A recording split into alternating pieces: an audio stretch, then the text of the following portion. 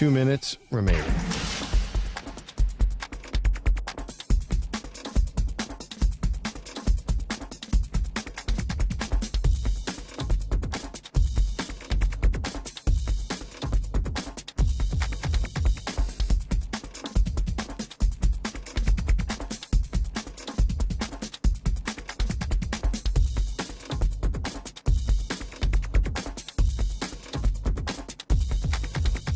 One minute, 30 seconds remaining.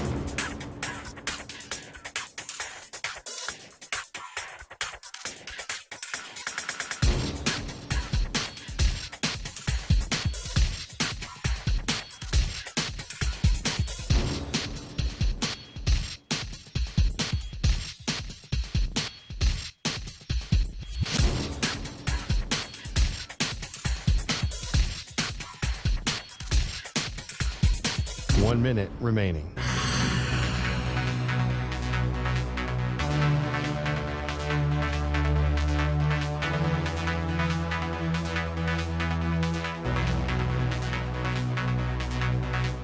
Forty-five seconds remaining.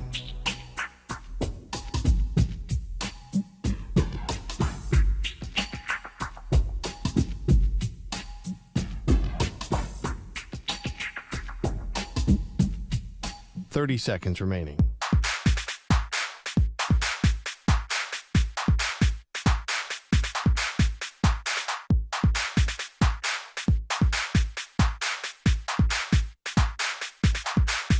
Fifteen seconds.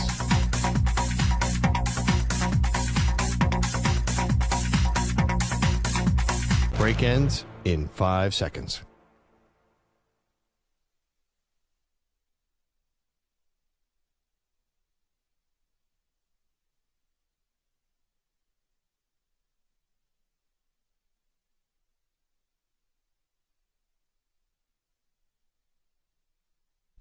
To infinity and beyond.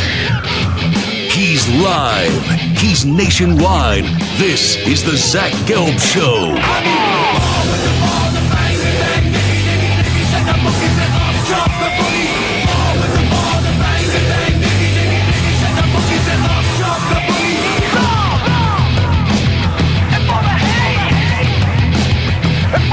Here's your host, Zach Gelb. Live from the palatial yet not overly ostentatious studios of the Infinity Sports Network here in beautiful New York City, sitting on top of the 10th floor of 345 Hudson Street. Welcome on in to another week and a Tuesday edition, a little late start to the week of the Zach Gelb Show across all the great local Infinity Sports Network affiliates, Sirius XM, Channel 158, the free Odyssey app, and of course streaming live on YouTube. 855-212-4227 is the number to jump on in. That's 855-212-4227. You could always get at me on Instagram, where I'm straight flexing, or via the good old cesspool of Twitter X, at Zach Gelb. That's ZACHGELB. We'll be joined by Leroy Hoard, the former NFL running back, coming up an hour 20 from now. I got Stuart Kovacs. I got Moist Mike with me. And we are rocking and rolling the band back together all the way up until 6 p.m. Eastern, 3 p.m. Pacific time. Had a great vacation. Was off Thursday, Friday, and then yesterday. And Thursday night got down to the Jersey Shore. I actually had mussels on Thursday night. And my buddy and I, who we went to this one spot called the Greenhouse, if you're familiar, in Margate for like a quick bite, we got mussels. I thought it was like the largest order of mussels I've ever seen. I put it out on social media, though, and people go, that's a regular size mussels for an order, which I don't know if maybe that's like a New York, New Jersey kind of Philly background, and we talk to the rest of the nation where things are usually more expensive in those three spots, but I couldn't believe how many mussels did come in the order. Friday, I played a little golf. I've been working on my golf game, been taking some lessons better, and I hit the ball okay. For some reason, my driver was going way to the right, but the course was very forgiving, so I was able to find a lot of the golf balls that I was hitting far to the right. And then Friday night, I had a lobster roll, which, by the way, Stu, I should have tweeted this one out instead of the mussels, because some people were like, oh, that's a normal-sized mussel. I've never seen more lobster stuffed into this lobster roll on Friday night, which was absolutely delicious, and it was cold. by the way, which that's how I like to eat my lobster roll. And then Saturday was a full beach day where I was roasted in the sun and going into the ocean. And then Saturday night, I went to the infamous restaurant, which happens to be a great restaurant. But it's the restaurant, Stephen Cookies is what it's called, where Jason Kelce and his wife, Kylie Kelce, were harassed by some crazy lady that was trying to get a photo with them and just couldn't stand to hear the words no. Rick Brunson was there. I saw him in the restaurant, the Knicks assistant coach and former NBA player and Temple Owl. But the meal that I had on Saturday night was just sick. I'm usually like an old-fashioned drinker, or I'm a spicy margarita guy recently. I had these pineapple martinis there. Like one of them basically had you on the floor. I won't tell you how many I had. Then we had an ugly tomato salad, a lobster mac and cheese. There was like 3 or 4 of us at dinner. I had a seafood pan roast, which was to die for. It basically gave you everything you wanted in a seafood dish. It was shrimp, lump crab, scallops, and lobster over rice. We got lamb chops for the table. And then the signature dessert there is like a blueberry buckle. It's a blueberry pie with a big scoop of ice cream on top. Then went out to this local joint Memory Saturday night and then drove back Sunday and spent Monday with the family here on Long Island. So ate a lot, went to the beach a lot, golf a lot. To me, that is a perfect vacation. And there was a lot of silence. And I was on social media here and there. But of course, when I take off, as we were sitting and wondering, when is Tua Tagovailoa going to get a contract? When is Jordan Love going to get a contract? And the Jordan Love one, I knew was going to happen. I had a feeling with people I talked to in the Packers organization that something was close. You knew even when Gutekunst basically spilled the beans, when Love he was there, but he wasn't participating in the drills. You knew a deal was going to happen. Like I did a Sports Minute and said it's not a matter of if Jordan Love's going to get an extension. It's just when. And was that going to be last week or was it going to be this week? And it ended up being last week. So the Tua one, that one wasn't. So if you would have told me a month ago Tua would have got a new deal by week 1, I would have been surprised. However, when you started to see who was already getting paid and you knew, even though Tua got paid before Love, that Love was going to get paid, you kind of got the feeling, okay, it would almost be disrespectful by the Miami Dolphins, even though I thought they should have waited to not extend Tua Tagovailoa. Because, say what you want about these quarterbacks. Trevor Lawrence got an extension this offseason. Jared Goff got an extension this offseason. And you knew Jordan Love was right around the corner. So they almost had to pay Tua. And supposedly Mike McDaniel went to bat for his quarterback, to Stephen Ross. And then, boom, Tua gets the deal. A 4-year contract worth $212.4 million, over $160 million guaranteed. And the Love deal, 4 years, $220 million. 75 in signing bonus and 155 in new guarantees. Let me start with the Love contract. I'm actually really happy for Jordan Love because I know that a lot of us, most of us, would love to be drafted in the first round. And it doesn't matter the circumstances. But his draft night, I'm not saying it wasn't a happy night, but it was a bizarre night. And it probably ended up being the best thing for his career because you go to an established organization, a trusted organization, that it feels like all they do is pop out Super Bowl champion quarterbacks and Hall of Fame quarterbacks. And you didn't get thrown into the fire right away because it was clear with the ups and downs that Jordan Love had in college. And I know when he returned for his final season, like the whole offensive line was there, none of his weapons were back at Utah State. But when you are a quarterback in this league, people don't care if your coach is offensive-minded. People don't care if your offensive line's in a good spot. People don't care if you have the right wide receivers. You're judged the moment you step on the field and play in a meaningful game. Heck, you're even judged in these dopey training camp practices and OTAs and all that nonsense.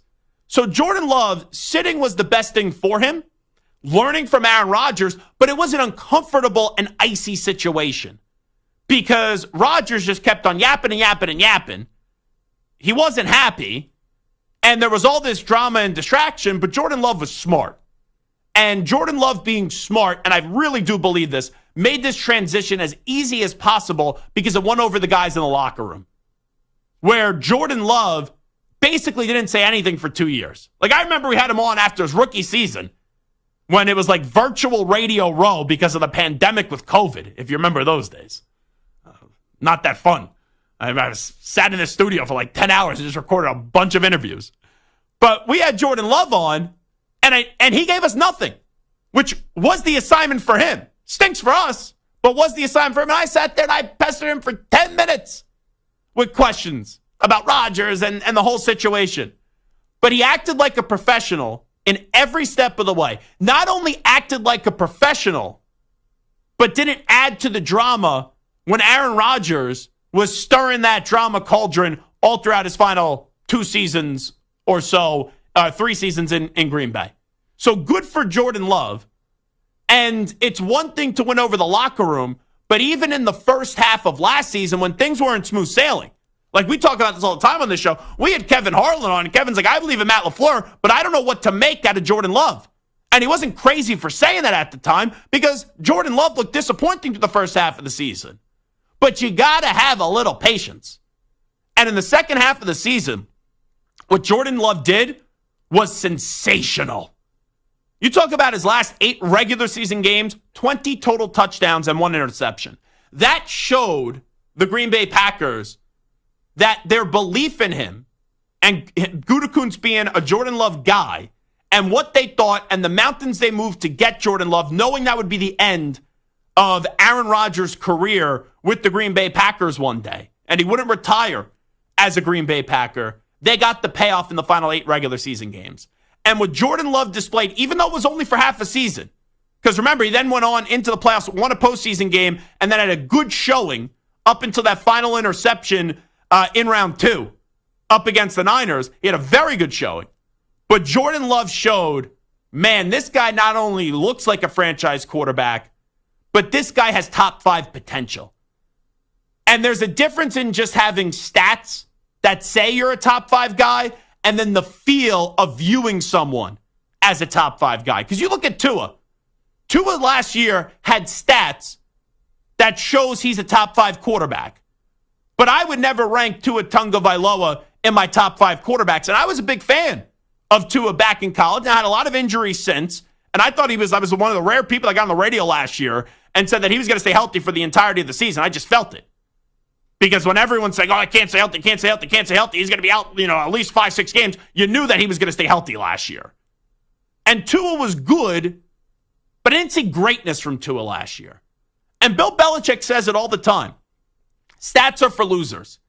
Because I could have stats that show me this guy is in the top 5.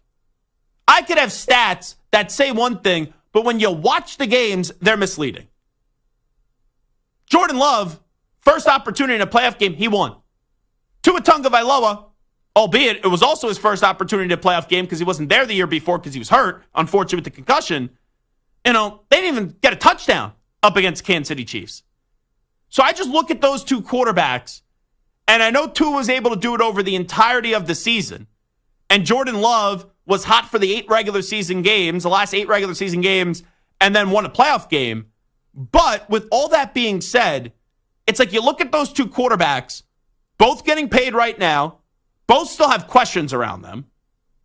Like Love, can you do it over the entirety of a season? Tua, can you continue to stay healthy? And are you just a good quarterback or you're a great quarterback? And I believe Tua is just a good quarterback. And there's a difference in the league because you could be a franchise quarterback in this league and be a good quarterback. But there is a big difference, and the money suggests both these guys are going to be great, but that's not how you could do it anymore because everyone gets these great contracts. Good quarterbacks get paid great money, but then there's a difference in saying, I have a franchise quarterback that I one day can think or I feel like he could be elite. I never saw that elite feel from Tua in a big spot. I just didn't. Where with Jordan Love in the final 8 regular season games and then in a playoff game, it felt as if he was just beginning and he gave you that feel. Now, both quarterbacks have a long ways to go. Love is 25, turns 26 at the end of the year, and Tua is 26. I think he turned just 26 in March. But I'm going to ask this simple question. For the next 5 years, 10 years, however you want to say it, 5 to 10 years, who do you have more confidence in? Who would you rather have? Is it Tua Tagovailoa or is it Jordan Love? And my answer is Jordan Love. And here's why it's Jordan Love. I think I know what Tua is. I really do. I've said this before. I'll say it again. Tua, to me, at one point when he was at Alabama, had a feel of a generational quarterback, had a feel of a great quarterback. He did. But in the NFL, I only think he's a good quarterback. And I know Dolphins fans are going to get all upset about that. The Tuanon's going to come out of nowhere, and they're going to want to eviscerate Zach Gelb. I understand it. You know, I've said this stuff on Miami radio when I do my weekly spot there with Mark Hochman and Channing Crowder and Alejandro Solana every time I go on there. To me, Tua is just a good quarterback in this league. Now, for the Dolphins standard, they haven't had a quarterback since Marino. So having a good quarterback feels great to them. But do I think Tua is winning a Super Bowl in this league? No, I don't. Where I look at Jordan Love, in just 8 regular season games, didn't even do it over the entirety of a season. But he felt like there was greatness there. With 20 total touchdowns to 1 interception in his last 8 regular season games, and then in his first opportunity to win a playoff game on the road as an underdog, they blew out the drama Dallas choking Cowboys. And then gave a competitive effort the following week. To me, that feels like it's just the beginning. To me, I don't know what the apex is necessarily of Jordan Love. I don't. Tua, I feel like I know. Love, for sure, will be good. Tua, for sure. Good quarterback. But who's going to be great between those two? And just seeing the early returns on Jordan Love, to me, I think there's a next gear. To me, I do feel like he could be one of those guys that are viewed eventually as a top 5 quarterback in the league. And it's not just based off stats, it's also based off feel.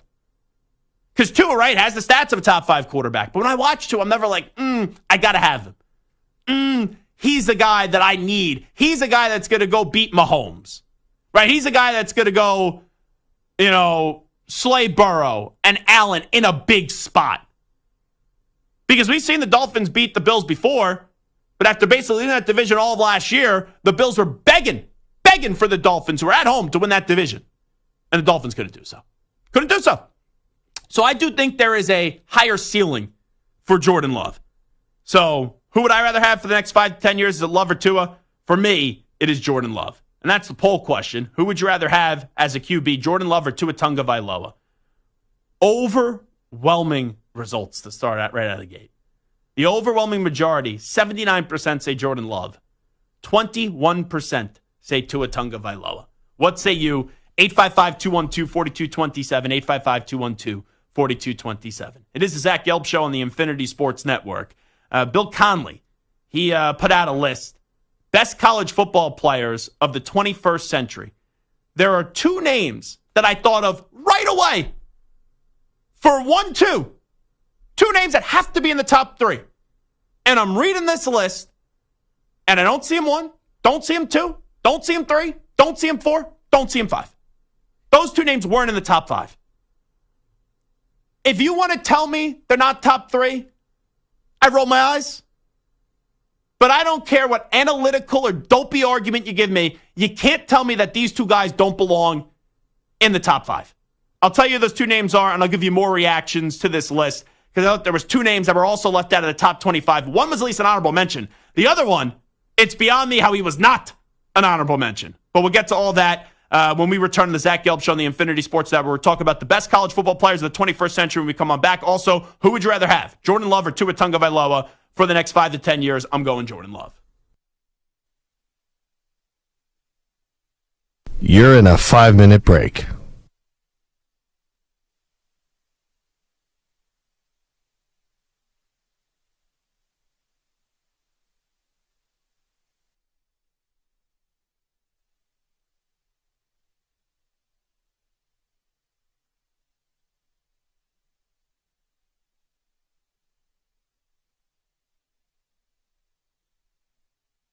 4 minutes, 30 seconds remaining.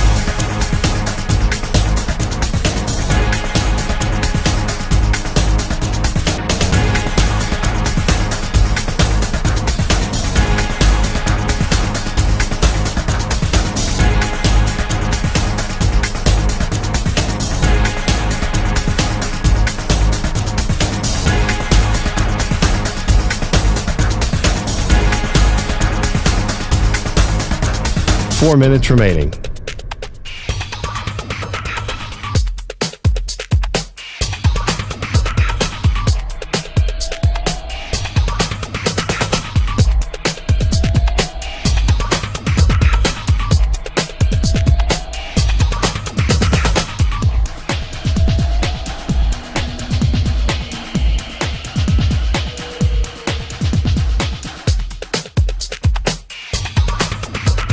3 minutes, 30 seconds remaining.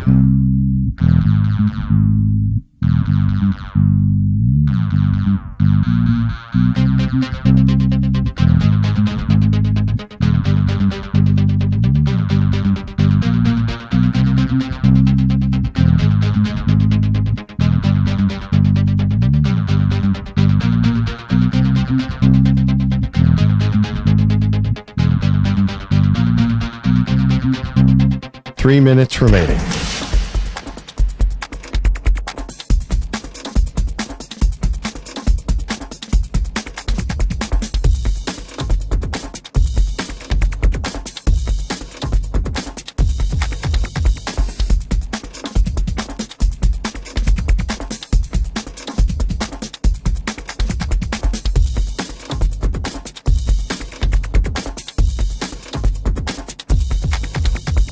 2 minutes, 30 seconds remaining.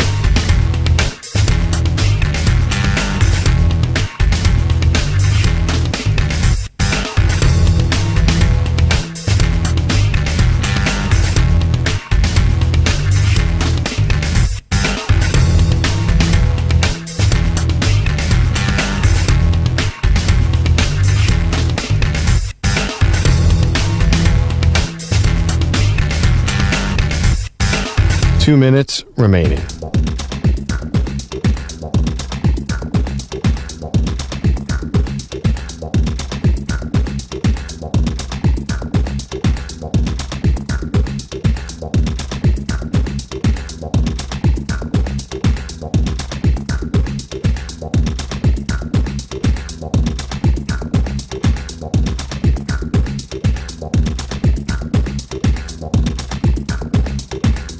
1 minute, 30 seconds remaining.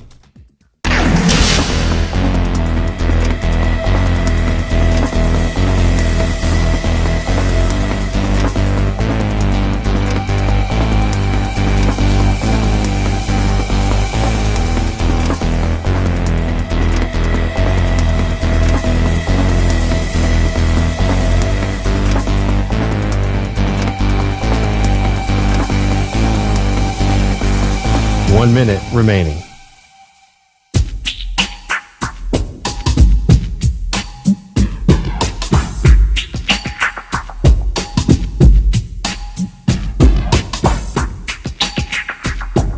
"45 seconds remaining.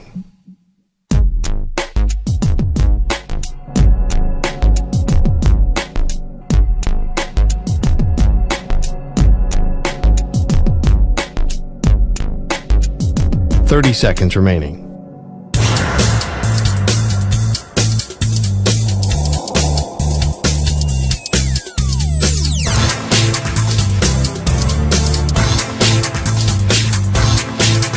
15 seconds.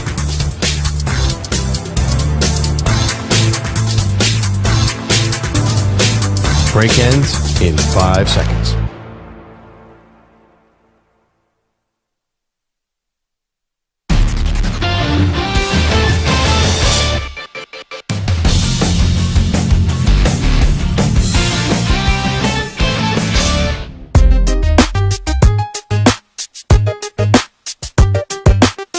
Welcome back to the Infinity Sports Network. All right, it is the Infinity Sports Network, and it is the Zach Gelb Show. Our poll question today, you can find it on Twitter X at Zach Gelb at INF Sports Net. And it's, which quarterback would you rather have? Is it Tua Tagovailoa or Jordan Love, the two latest quarterbacks to get these enormous extensions? And 78.8% right now say Love, 21.3% say Tua Tagovailoa. I'll get to this list by Bill Conley on the best college football players of the 21st century in just a second. Now, there's two egregious errors, two names that got to be, in my opinion, in the top three, and somehow they weren't in the top five. But first, 855-212-4227 is the number, 855-212-4227. Tim in California wants to chime on the QB discussion that we were having. Tim, what's happening? Hey, how's it going, Zach? Doing great. Tim, what do you got for us? Yeah, I think, people have regurgitated. I truly believe that the organization could have waited one more year and then franchise tag the guy, pay him half of what they're paying him now annually, and then figure out if he's healthy. I feel Tua is like a carnival cornerback. I think with no pressure, he can hit all the spots. He can hit anything going across the field. But as soon as he's got pressure on him, he's throwing it away. When he's got open receivers, he can't see his targets when he's under pressure. Yeah, the two things that really stand out to me were both games against Kansas City. Because the second one, all right, I get it, it's freezing cold, but you got to go into a cold environment and have some resemblance of an offense. But that game in Germany, they had the drop snap, I think it was, and then there was either a communication or it was a severe underthrow. Those two moments, those are opportunities where the Chiefs were begging for the Dolphins to win the game. And a franchise quarterback's got to make those throws. And I know Dolphins fans are going to say the offensive line isn't in the greatest spot, right? But still, they have so many weapons around them. You're not going to have a perfect team. And I know you don't need a PhD in football for this one. And thanks for the phone call, Chris. If your quarterback doesn't get the protection, yeah, that's when quarterbacks usually aren't great. But there are some quarterbacks, look at it. For example, I'm not saying the Dolphins right now have to win a Super Bowl. I'm not saying that. Right? I don't look at them as a Super Bowl team. But what I will say this is look at someone like a Joe Burrow, who Joe Burrow had a god-awful offensive line. You could compare Burrow and Tua, same draft class. And Burrow was the number one overall pick, and then Tua went fifth, then Herbert went sixth. But let's just compare Burrow and Tua, right? Both have two number one wide receivers in Jamar Chase and T. Higgins and Tyreek Hill and Jalen Waddle. And both have, right, you could argue the Dolphins have a better running back in Raheem Mostert. You could definitely argue that. But both have questionable offensive lines. I've seen Joe Burrow with a turnstile offensive line take the Bengals to a Super Bowl. And on the big stage, they weren't able to block Aaron Donald for a half more of a second. If they were, Jamar Chase is wide open down the right side and they win the Super Bowl. Look at where Burrow took that Bengals team, and for Tua last year, he couldn't even get out of the wild card round. And by the way, if you're going to say, oh, but Zach, they went up against Kansas City, Joe Burrow has defeated Patrick Mahomes in a AFC championship game. Just for a reminder. So, when you look at Tua, this is not, let's just say Tua sucks. I don't think that's the case. I think Tua's good. But there's a difference in good and great. And what? Tua right now in his own division. Forget the rest of the conference. Forget the rest of the NFL. In his own division's the third best quarterback. Now, eventually Rodgers will retire, but right now, Allen's better than Tua and Rodgers better than Tua. Now let's just look at the AFC. Forget about the rest of the NFL, just the AFC. You'd rather have Josh Allen. You'd rather have Aaron Rodgers. You'd rather have Lamar Jackson. You'd rather have Joe Burrow. You'd rather have C.J. Stroud. And you'd rather have Mahomes. That's six. Six there that I don't even think are ones that you could even argue. Now, people throw Herbert in that conversation. Lawrence, I would right now, long term, I'd rather have Lawrence. But if I need to win a game tomorrow, it's probably Tua.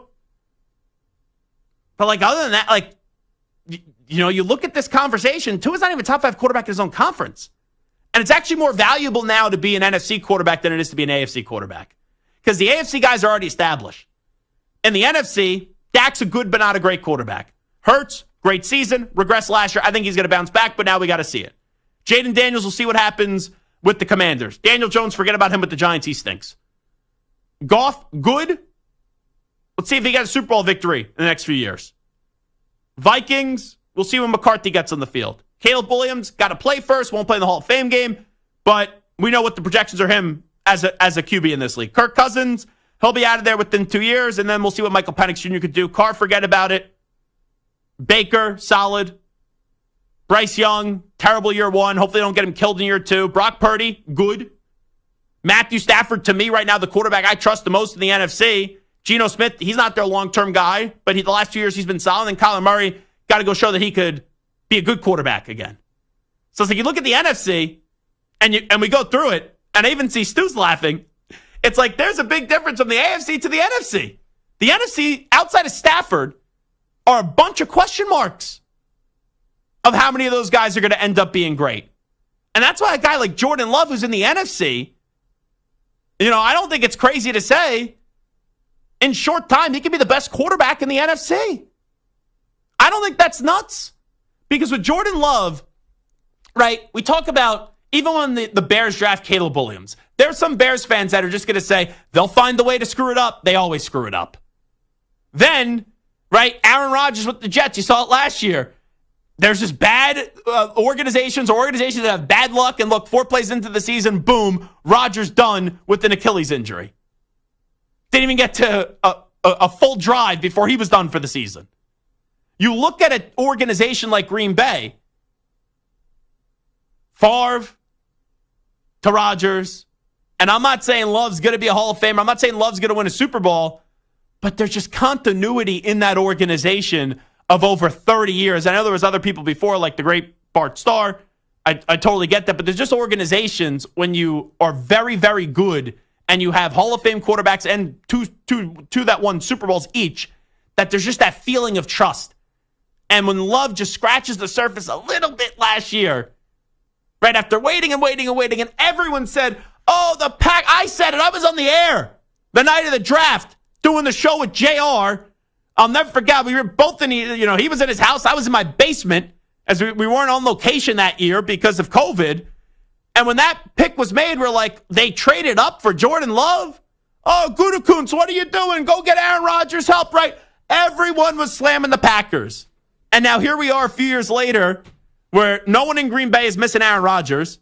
The Packers, in their first full season with Jordan Love, saw him look great down the stretch, get better and better and better, and then they won a playoff game in year one. It feels like it's just the beginning with Jordan Love in Green Bay. Where with Tua and the Dolphins, we've seen it for the last few years. We've seen some good moments, seen some bad moments, but you never feel like Tua's going to be great.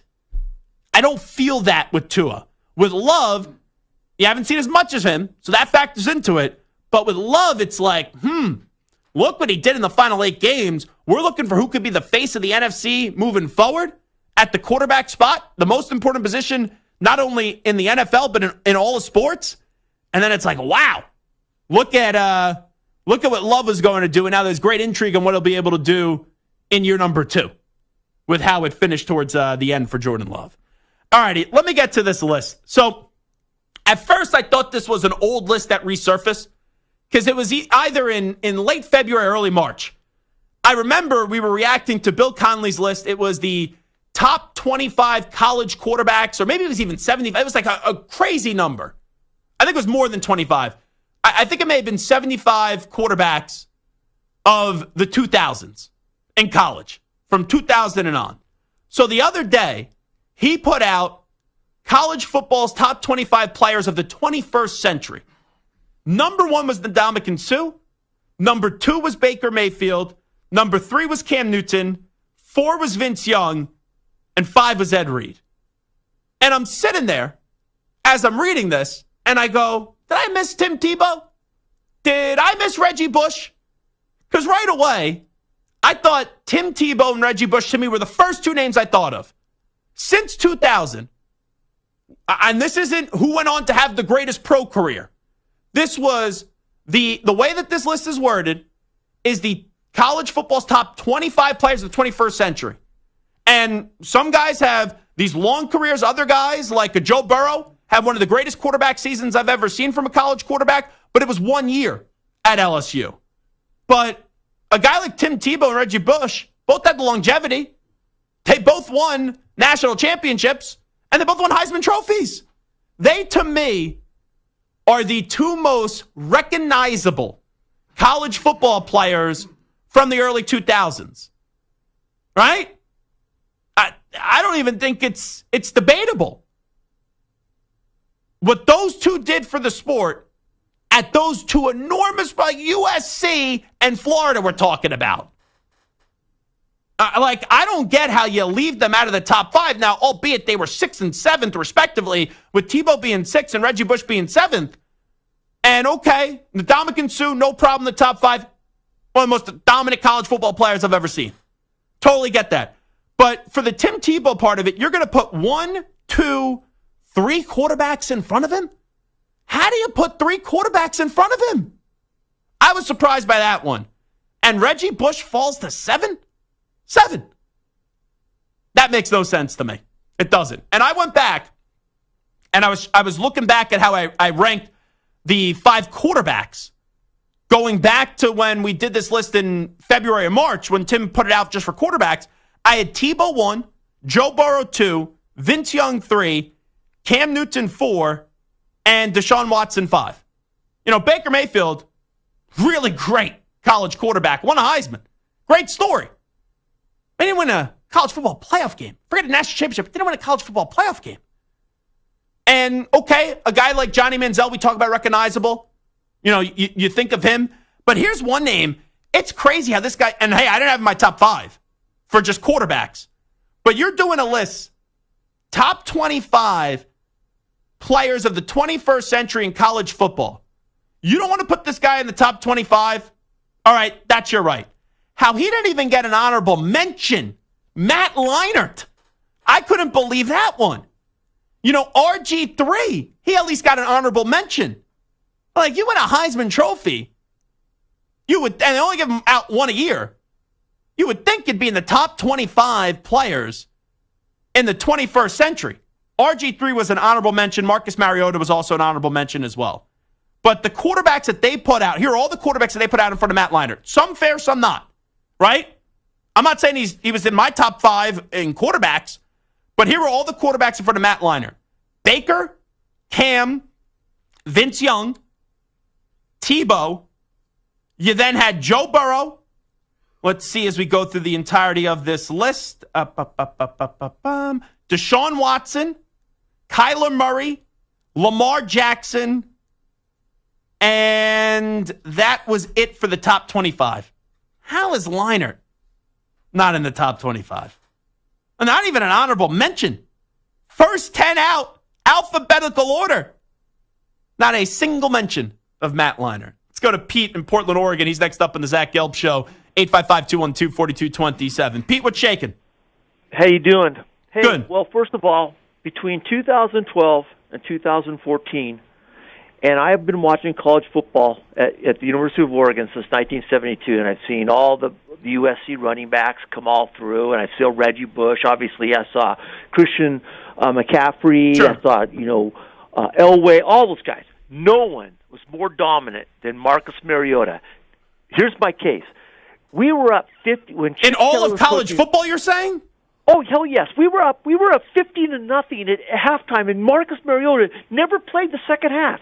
His equivalent for those seasons, he played a total of 7 games. He played all of them, but a total of 7 because he sat out the second half of 80% of all the games he played at Oregon because it was 50-0 at halftime. And the year he won the Heisman, look at his stats. Oh, no, his stats are incredible. 48 touchdowns, 4 interceptions. Are you kidding me? We could have averaged 80 to 90 points a game at Chip Kelly would have kept his foot to the pedal. So, all these lists of all these guys, yes, he did not win a national championship, and it's sad that he didn't, but he did play for one, and he did beat Jameis Winston 59-20 in the Rose Bowl when he was coming back, and that was against Florida State, who had not lost a game in 30 games. So don't give me this list of phony stuff. It was Marcus Mariota. Marcus Mariota should be the top 2 or 3. And by the way, I did see Ndamukong Suh in high school in Oregon. You should see how dominant. He thought he was good in college. You should be in high school. Well, Pete, good phone call. Appreciate it. I'm not going to say Mariota was the most dominant player that I've seen in the 21st century, but he was dominant. There's no doubt about that. I'm not going to say most dominant. Still, to me, right away, the first 2 names I think of have to be Tim Tebow, have to be Reggie Bush. Have to. They have everything you want on the resume. Heisman, check. National championships, check. You know, they got everything.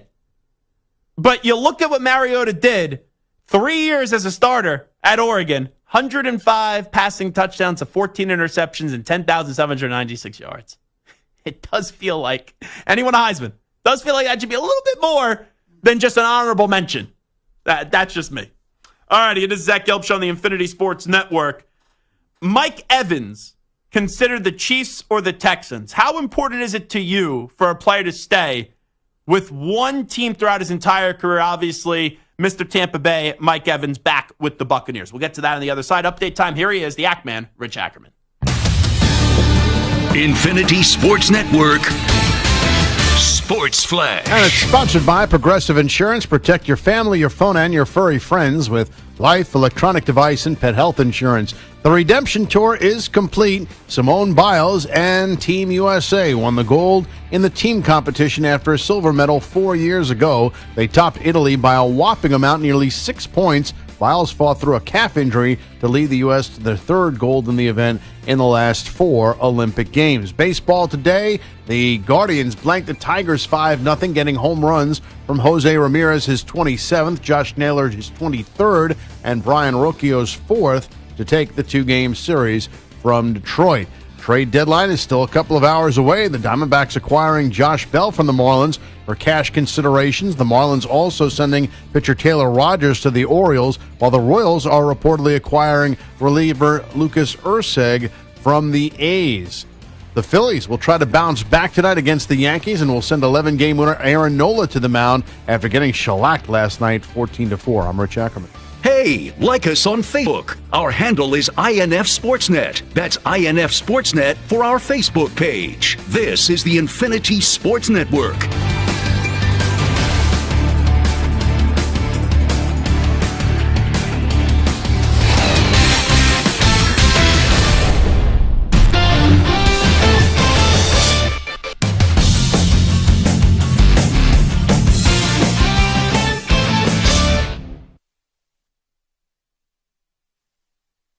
You're in a 5-minute break.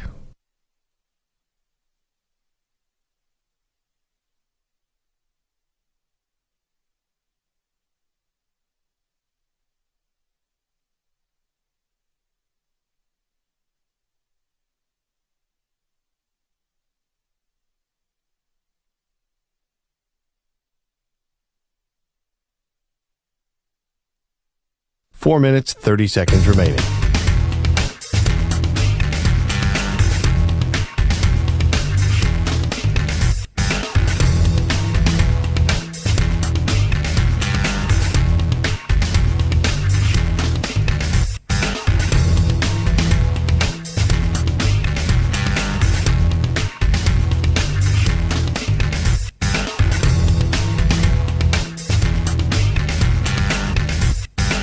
Four minutes remaining.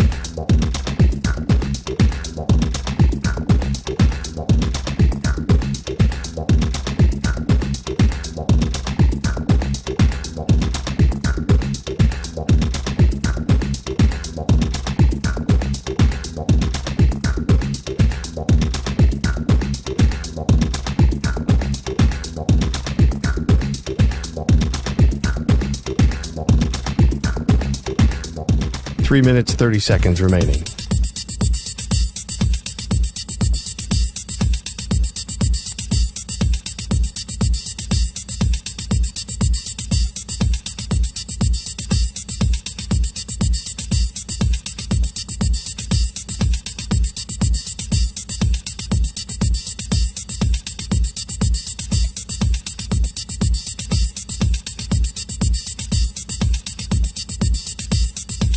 Three minutes remaining.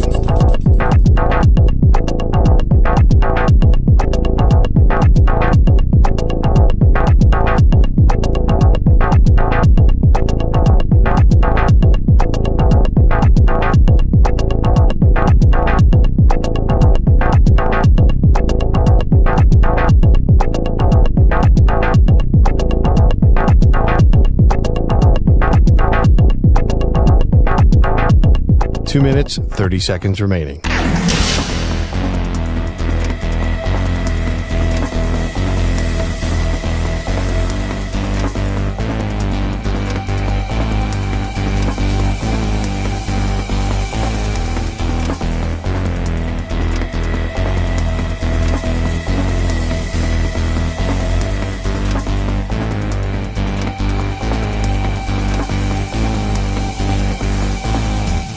Two minutes remaining.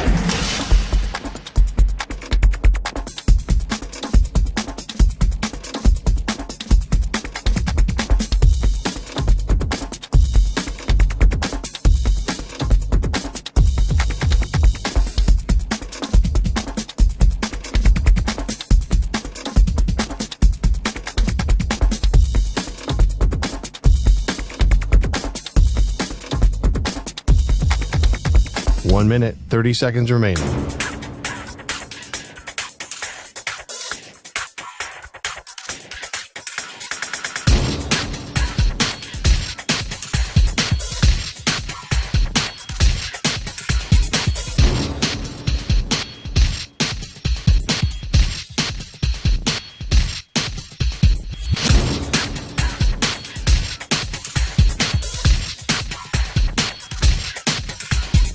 One minute remaining.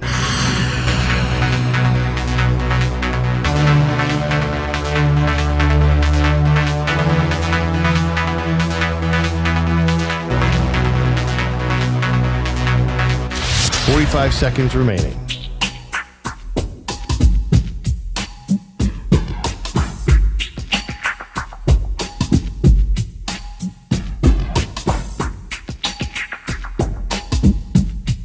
Thirty seconds remaining.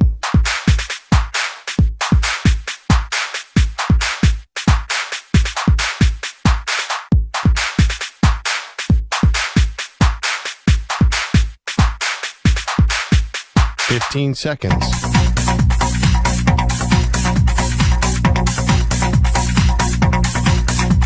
Break ends in 5 seconds.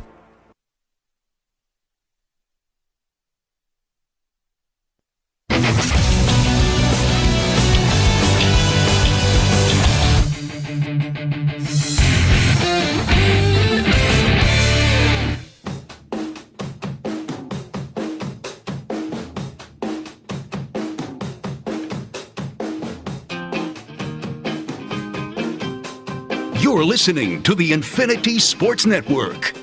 And the Defensive Player of the Week is sponsored by the Navy Federal Credit Union, who proudly serves the Armed Forces, DoD veterans, and their families. The members are the mission. Learn more at NavyFederal.org. This week's player on the Zach Gelb Show on the Infinity Sports Network is Rocky shortstop Ezekiel Tovar. He leads all major league middle infielders with 69 double plays turned to go along with a .987 fielding percentage. Stu, I'm shocked you didn't put someone on this list. Baseball player for doing that for the Navy Federal Credit Union Player of the Week. Baseball player, okay. Your guy Gleyber Torres, right? Well, yeah, Mr. Second Baseman, who won't move off the second base, but it might be the worst second baseman fielding-wise in all of baseball. It's unbelievable. I saw that, I got to make sure I get this name correct. Jazz Chisholm. Yes. Sometimes you say that too quick. You say something that you don't want to be thrown into a category with. You know, sometimes we've seen other injuries that sound a little sexual, or names that could potentially sound sexual. Like there's always a bulging disc that sometimes people say too quickly. Jazz Chisholm is also, if you could figure it out, something that is, little. If you say it a different way, it could be a little sexual. Okay, that's the best way to say it. But yeah, I saw he was taking some. He's playing third. Taking reps at third. Yeah, it's nice of him to do that, since Torres won't. Gleyber Torres thinks he's like Derek Jeter. I'm not moving short for A-Rod to go play there. He's terrible fielding. I was actually around Gleyber Torres at the start of his professional career because he was in Double-A Trenton, and then I would always do some of those Yankee, Phillies, Triple-A games, I think in Lehigh Valley, the Iron Pigs, whenever the Yankees would play the Phillies. And man, that's a guy, you want to talk about an up-and-down career? Gleyber Torres has had an up-and-down career. At moments he looks like the guy, and then other times like you want him nothing on your team. By the way, I watched a lot of baseball when I was off for some reason. I watch a lot of baseball regardless, but you think when, that came out the wrong way. You think when you are on vacation, you try to eliminate yourself from all the sports. But I was watching a lot of baseball. This dude, Lawrence Butler on the A's, and this is why I play fantasy baseball, because day-to-day grind, national radio, we don't do a lot of baseball, but I'm a baseball fan. Since my youth, it was like my first love was baseball. But this dude, Lawrence Butler of the A's, I don't think we mentioned the A's on this network. Unless it's when DA was hosting here or it's something about their owner. But what Lawrence Butler has been able to do in July, this is just July, with July coming to a close tomorrow. In just July, he's hit to a 378 average with 9 home runs and 26 RBIs. That is just absolutely ridiculous, and also has walked 7 times. You want to talk about an incredible July. There is definitely one. Alrighty, let's hear from Mike Evans. This was on the NFL Network. I thought Mike Evans, this offseason, I remember I was making my predictions, and I said Mike Evans is going to sign with the Houston Texans. Now, that didn't happen. He re-signed with the Tampa Bay Buccaneers, and we know that the Texans ended up pulling off the trade for Stephon Diggs, and they ended up paying Nico Collins. You got Tank Dell coming back as well. But this is Mike Evans when he was asked about did he ever come close to leaving Tampa Bay this offseason. In the back of my mind, I'm thinking Houston, Kansas City. I love Pat Mahomes' game. Mm-hmm. I'm thinking those 2 teams, obviously, and I'm obviously thinking Bucs. So it would have been extremely hard if I hit free agency to leave here. Right. But this is where my family knows my kids were born here. Yeah. My wife's been here a long time. She doesn't want to pack up and move everything. Right. So it was really her decision is the reason why I decided to stay. When she gave me the go-ahead, like we should stay here, no-brainer. I was going to hit free agency, and then we were at dinner. She said, babe, I think we should stay in Tampa. Because she wasn't outspoken about it or nothing. She was letting me do the decision. And she said, I think we should stay in Tampa. And she never brought it up at all. So when she said that, I was like, oh, yeah. We stayed in Tampa. So personally, and I don't know how you feel about this, Stu, Mike Evans has been with the Bucs since 2014. He's already won a Super Bowl, too, going back to when Tom Brady was there. So if he didn't win a Super Bowl, and with Tampa Bay coming off a playoff year where they actually won a playoff game, I'd probably say, hey, stay in Tampa. And this is a selfish answer, but right now, Mike Evans being in Tampa Bay does nothing for me. Does nothing. Tampa Bay's a nice team. Can they win the NFC South? Yes, even though I think Atlanta will win it this year. But they're not going to be a team that Mike Evans for the final, 3 years? Maybe 4. He's only 30 years old. Turns 31 in a few weeks in August. So let's say he has 3 or 4 more years left. Is he going to be back in a Super Bowl contending window with Tampa Bay? No. And Mike Evans is definitely going to be a Hall of Famer. Now, I know it gets a little funky with wide receivers in the Hall of Fame and the Hall of Fame process. There's guys that have to wait and wait and wait. This guy's been in the league since 2014. Every year he's had 1,000 yards receiving. He's got 11,680 receiving yards and 94 receiving touchdowns. So this guy's going to finish probably 14, 15, 16, right? Like 1,000 receiving yards. Going to eclipse clearly 100 touchdowns as long as he stays healthy. He will do that this year with 94. So this dude is a Hall of Famer, and he's a legend in Tampa Bay. But you say to me, Zach, since the guy already won a Super Bowl, for some reason, if he didn't win a Super Bowl in Tampa Bay, I may say he stays in Tampa Bay. Like, that's just a feeling. But you tell me Mike Evans, right? And I think he should be a Hall of Famer. There's always these log jams in the Hall of Fame. So does the second Super Bowl expedite that process? Maybe. I feel like for Super Bowl conversations, though, we only care about the quarterback and coaches, and no one else really applies for that. With the Hall of Fame, like, do you need a Super Bowl or not? And he already has one, but then multiple Super Bowls just change the conversation a little bit. But you tell me Mike Evans could have been on the Texans or the Chiefs? Oh. Like, Stu, look how great the Chiefs are without wide receivers. That would be, now, Mike Evans isn't as good as this player, but that would kind of feel It would be like Randy Moss light going to Tom Brady. If Mike Evans ended up going to Patrick Mahomes. That's what it would feel like. How the heck do you beat the Chiefs if they would have got Mike Evans or even the Texans? They wouldn't have got Stephon Diggs, but Nico Collins and Mike Evans with C.J. Stroud with the team that just got to the second rounds of the playoffs and C.J. Stroud's first-year team that was in the bottom of football. And in 1 year, they get Will Anderson, they get C.J. Stroud and DeMeco Ryans, and they win that division, and they're in the second round of the playoffs. Jeez, that's just more exciting. For someone to have a dog in the fight, Mike Evans going to Kansas City, Mike Evans going to the Texans, more exciting than him going back to Tampa Bay, where he's already done everything he can do in Tampa Bay. Yeah, and I think that just not having... I mean, it's not that he's wasted in Tampa because Tampa's a good team, but it's just... You're right. It would be so much fun if he was on one of those two teams. Just those offensive would... They already are explosive, but you add a guy like that to them, it's not even fair. If Mike Evans was in Kansas City, we would be doing segments. I don't think they would go undefeated, but there would be segments. What are the Chiefs' chances of going undefeated? And if he did go to the Texans, I think people look at the Texans as a really good team entering this year, but I do think you'd have some people picking them to go to the Super Bowl if they could have landed Mike Evans. So I feel like it was once important for a player to stay on his team for the entirety of his career. Like after just seeing with the quarterbacks that we've seen that have left. Brady, right? Peyton Manning, Drew Brees became great with the Saints. He wasn't Pro Bowl, but wasn't great with the Chargers. Aaron Rodgers. Like we see so many guys change. When a receiver does it, I don't think it's that big of a deal as it once was. Alrighty, we'll take a time out on the Zach Gelb Show on the Infinity Sports Network. Dak did talk about his future. Jerry Jones talked about Dak. Will Dak be one of those quarterbacks going to another team, or will he stay with the Dallas Cowboys? We'll get to that on the other side. And also, Jordan Love paid, Tua Tagovailoa paid. Now, what's a successful season for both the Dolphins and the Packers? I have one answer, and it may surprise you today.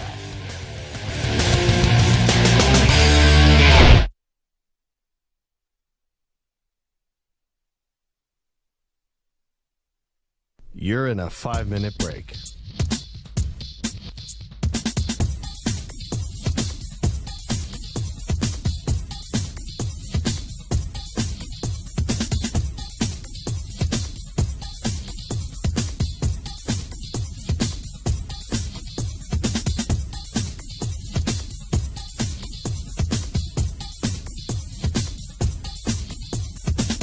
Four minutes, 30 seconds remaining.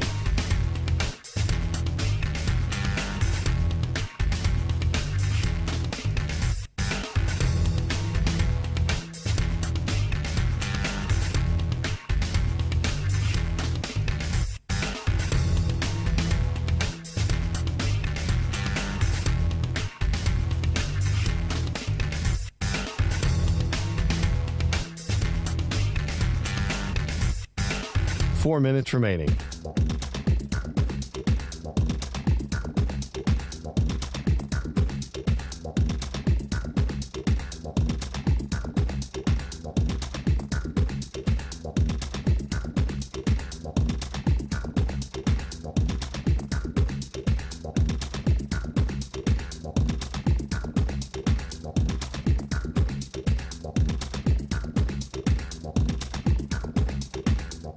Three minutes, 30 seconds remaining.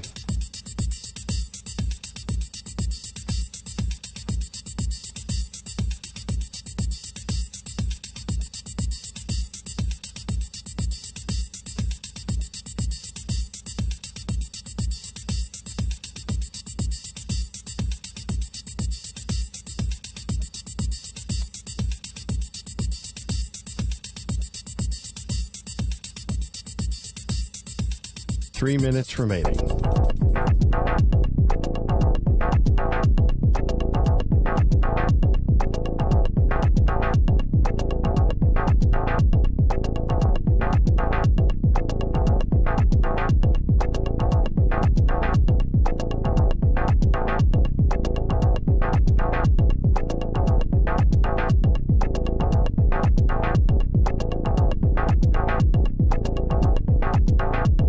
Two minutes, 30 seconds remaining.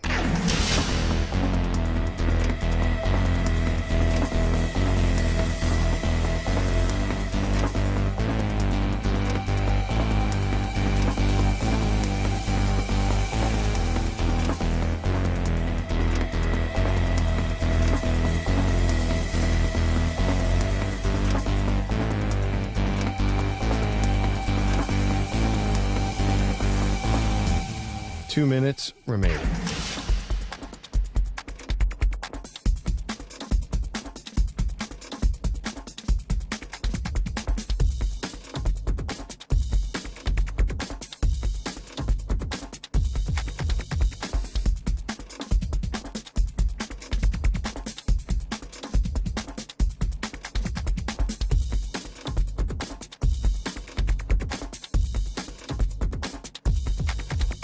One minute, 30 seconds remaining.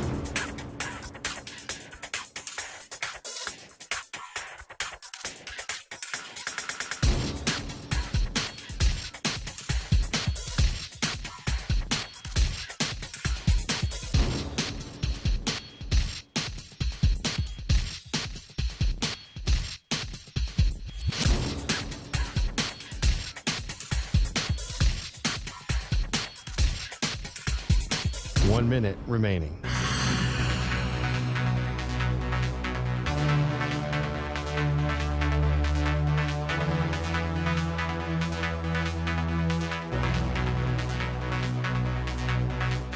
Forty-five seconds remaining.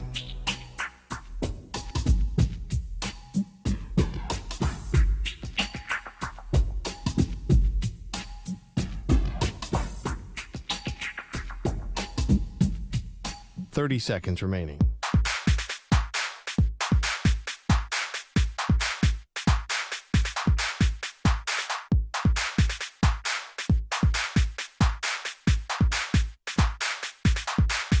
Fifteen seconds.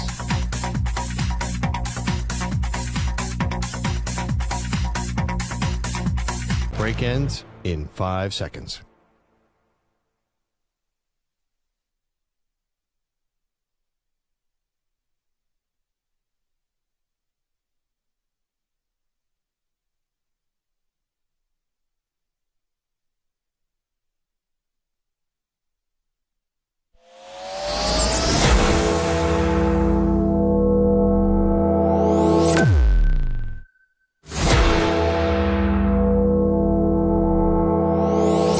Infinity and beyond.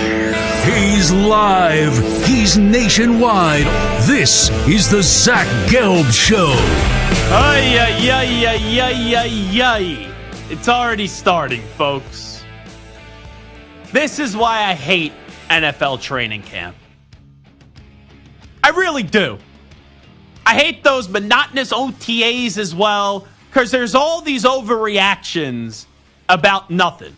So whoever's running Dove Kleiman's account these days tweets out, Brock Purdy finished training camp throwing 2 of 8 with 4 interceptions in his last 5 passes. Purdy was ranked the 28th best player in the NFL today by the NFL Top 100 list. So now you will have idiots, morons, and dopes that are going to sit there and go, oh, is Brock Purdy overrated? Oh, Brock Purdy, should we be concerned with him? Should we? 2 of 8 with 4 interceptions in his last 5 passes in training camp. Ugh, give me a break. Like, do people understand what training camp is? It's practice. It's to get you ready for the season. And it's to try new things. If everyone was judged based off practice, when the objective is to try new things and get better, a lot of people would be viewed as failures in practice because you're not going to be perfect all the time in practice. Say what you want about Brock Purdy. What Brock Purdy has showed, though, in the year and a half that he's been in the NFL playing for the 49ers, the guy's a good quarterback. I didn't say great. I didn't say Hall of Famer. I didn't say elite. But he is a good quarterback that wins games in this league. So hearing that he threw 4 interceptions in his last 5 passes in training camp, and people are going to lose their mind over this. Here's my message to people losing their mind over this. Get a life, okay? Get a life. And that's one of my biggest pet peeves. And I have friends in the media, and I've been there to those monotonous training camps. I hated doing those when I was in Philadelphia. Well, this guy on this drill, he was 2 of 8 with 4 interceptions. Oh, big deal. Let's all write an article and freak out about it. Like, you're a Niners fan. What's your question for this season? Can the team win a Super Bowl? That's the question. Brock Purdy throwing 4 interceptions in his last 5 passes in training camp in July means nothing.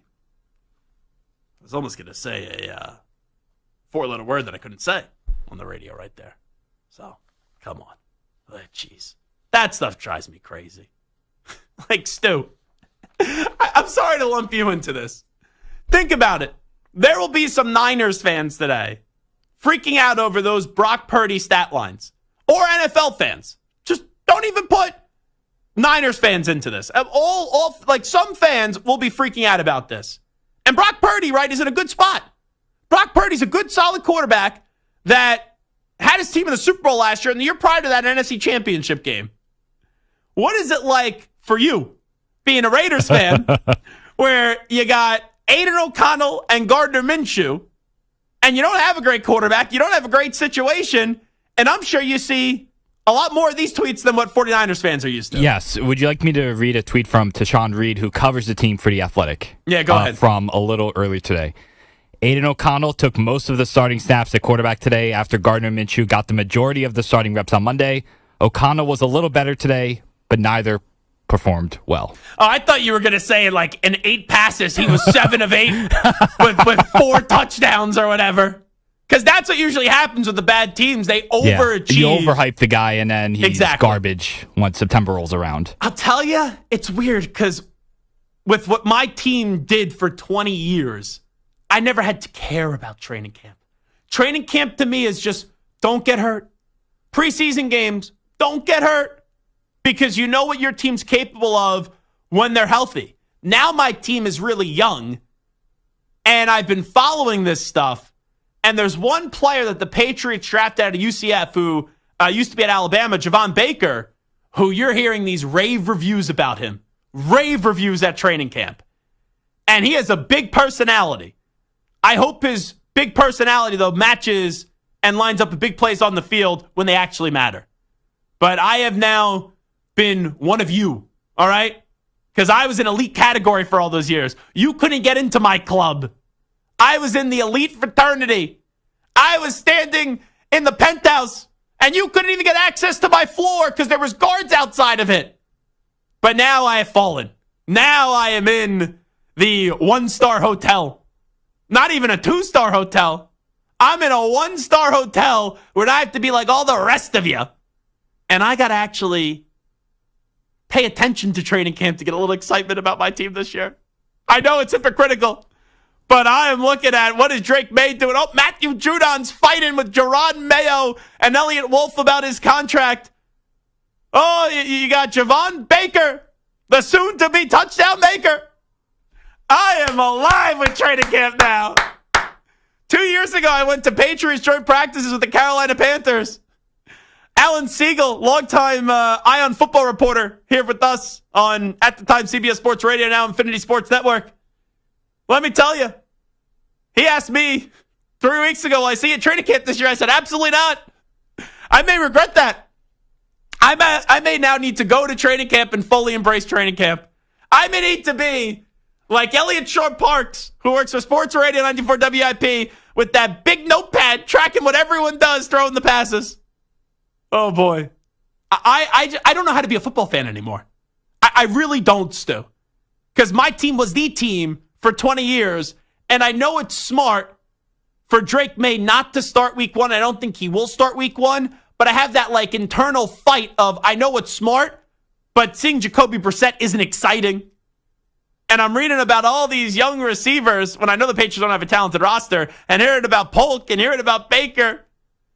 And I know I shouldn't get excited until I actually see them do something in a regular season game. And I'm thinking to myself, oh, the Patriots paid all these guys, these young players this year. They basically just paid everyone for a team that won 4 games last year. And I'm like, oh, maybe they're going to be better. Maybe they're going to be better. And I looked at the team, I'm like, oh, it's not that bad. It's bottom 3 roster in the league. So I'm talking myself into it after a few training camp practices, too. You sound like me pretty much every year with the Raiders. Just really hoping you'll get the roster, pinpointing every position like, oh, he's not terrible. He's not terrible. And now here comes 4 or 5 wins. Yeah, it's going to be brutal. But I want the Patriots, quite frankly, to be as bad as possible for the next 2 years. Just don't get the quarterback killed. Have the quarterback show signs, but the team not win games because they need to revamp a lot of this roster. And now I'm sounding like one of those Sixers fans. They're in the process. Trust the process, and trust the process. All righty, let me get into a little Dak Prescott here. So I'll play you a Jerry Jones cut in just a second. But Dak was talking about his contract, and he said, I'm going to say it. I want to be here. But, when you look up all the great quarterbacks I've watched, they played for other teams, Prescott said. So my point in saying that that's not something to fear. That may be a reality for me one day. Be where your feet are. Make the most of it. Be confident in yourself. Make the team better. I love my teammates. I love the locker room. I love everything about being out here in Oxnard and being a Dallas Cowboy. So that's what allows me to be free and focus. So Dak even throws a little bit out there. I want to stay here. But basically saying, I've seen Peyton Manning go from the Colts to the Broncos. I've seen that Tom Brady fella go from New England to Tampa Bay. I've seen Aaron Rodgers go from the Packers to the Jets. Right? We've seen a lot of quarterback movement. Russell Wilson, Seahawks, and the Broncos, and now the Steelers. We've seen big-name quarterbacks be on the move when they get older. And I think what Dak now needs to fight with, he's already been disrespected and then eventually got paid. But the Cowboys dragged out that process. Now, a lot of us thought the cap hit where it was for Dak for this year, they would have got that extension done before free agency, and then they could move the cap number down. They restructured it and moved around a little bit of money. Didn't give him a new deal, but they lowered the cap hit by $5 million. And now the question is, will they still give him a new contract? Because he's entering the final year of his contract. McCarthy's entering the final year of his contract. Dak can hit free agency if he wants to because he has a no-tag clause in his contract. And I'm looking there and I'm wondering, does Dak actually want to be back on the Cowboys next year? And even if you don't win, there's a lot of positives in life. Even as someone that could be called a Cowboy hater, there are a lot of positives in life of being on the Dallas Cowboys. There are a lot of opportunities. But you are a Dak Prescott, and you've seen an offseason, whether you think Dak is better than these quarterbacks or not, it's irrelevant. But you've seen Jared Goff get paid. You've seen Trevor Lawrence get paid. You've seen Jordan Love of 8 games get paid. Tua Tagovailoa off one good season get paid. And here you are, Dak Prescott, where I don't think you're a great quarterback, but you're a good quarterback. And other good quarterbacks are getting paid that aren't great quarterbacks. And here we are once again, where you basically have to beg for your extension. I've said this before, and I'll say it again. Dak Prescott shouldn't leave the NFC for the AFC. But Dak Prescott should leave the Cowboys this year, after this year. And I'm looking around, and the destination I keep on going to are the Seattle Seahawks. You have Tyler Lockett. You have DK Metcalf. You have Jackson Smith and Jigba. You have Kenneth Walker.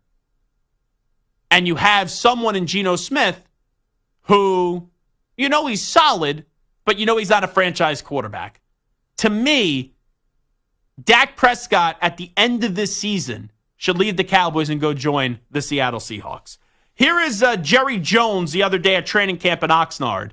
He was asked to compare Jordan Love and Dak Prescott, and this is what the owner of the Cowboys, Jerry Jones, had to say. I get in trouble every time I make comparisons. I do get in trouble. And, of course, we saw a head-to-head match with Green Bay last year. We've all got that burr in ourselves. I'm anxious for Dak to get a chance to show he's the best with Cowboy star. And you think he can do that without a new deal? Oh, yes. What gives you that confidence? Yes. But don't that might imply that we're not going to do a new deal, and that's just not the case. So he says it at the end. Don't imply like he's not going to get a new deal. That's just not the case. But his first answer does make it seem like Jerry Jones saying, you got to go prove it this year. And that doesn't line up with the rest of the market when all these other good quarterbacks that haven't necessarily displayed greatness yet are already getting paid. And it feels like once they didn't get a new deal done before free agency, that the Cowboys weren't going to get a deal done with Dak until the offseason. But if you let it go that far, and I know it's easy to say, get rid of Dak Prescott. Don't pay him $60 million a year. I get that's easy to say. And no one has been probably more critical of Dak Prescott than me. And now I'm defending Dak. But when you see all these other quarterbacks get paid and Dak's not getting paid, and he's already been through a contract negotiation that was messy for 2 years with the Cowboys, why do you want to stay? Especially when there's an option like Seattle out there that they're going to need a quarterback a year from now. And it's the same song and dance again with the Cowboys. If they get a deal done before the start of the season, I would really be shocked. I would be.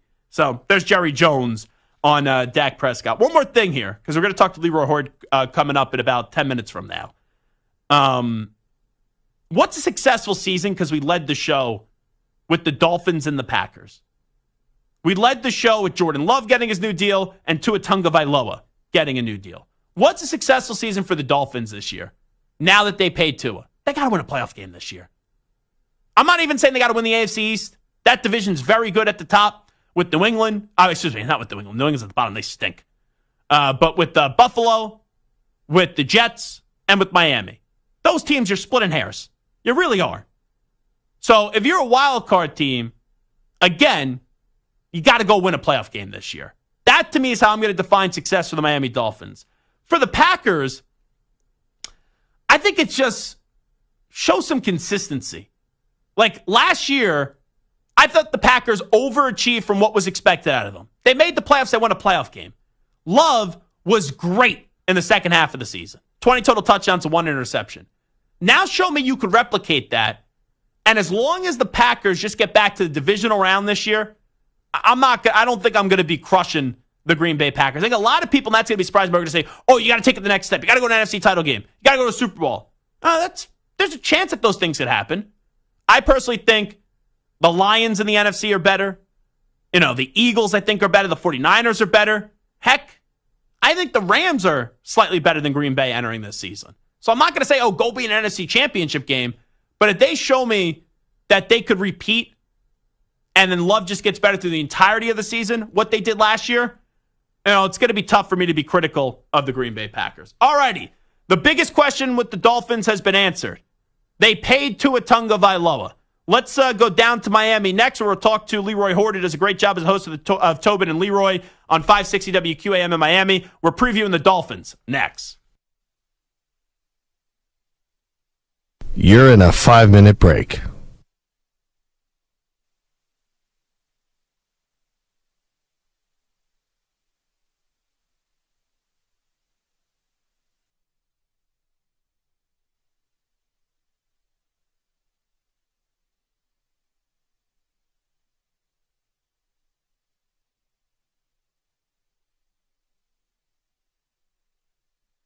Four minutes, 30 seconds remaining.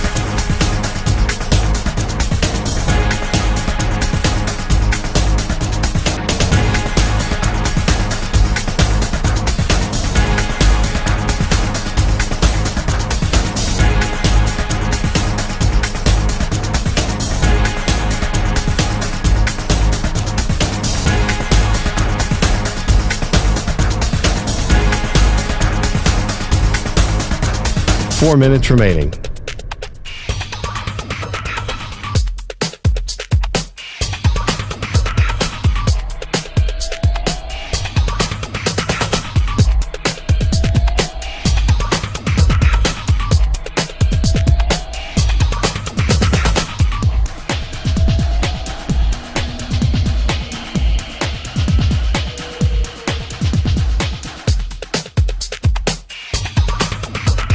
Three minutes, 30 seconds remaining.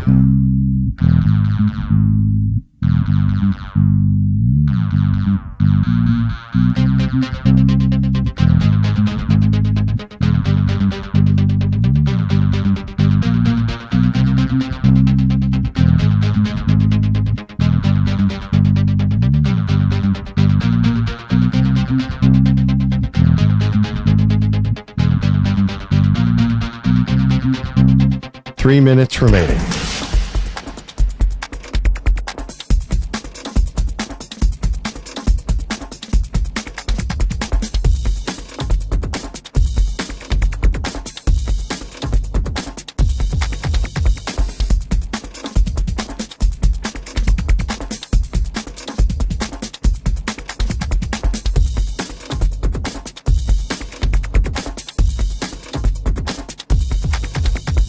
2 minutes, 30 seconds remaining.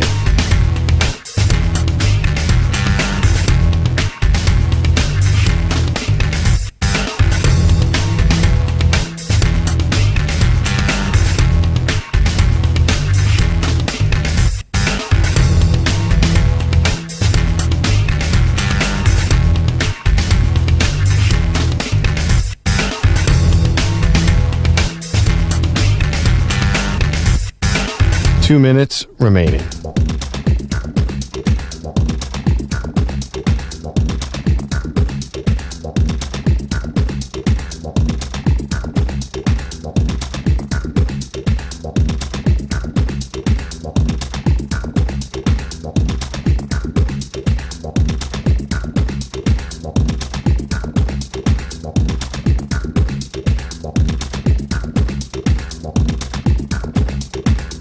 One minute, 30 seconds remaining.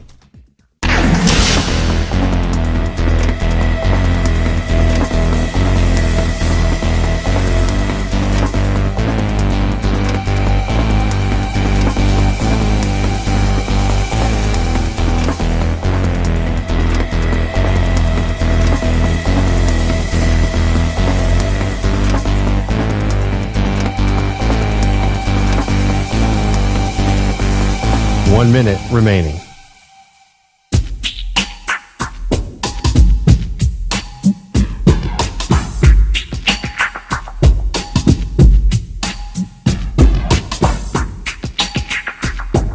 .45 seconds remaining.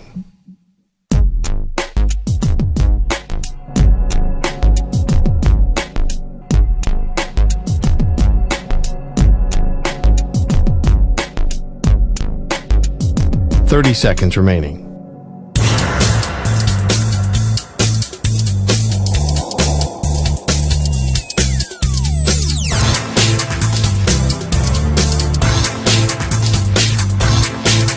.15 seconds.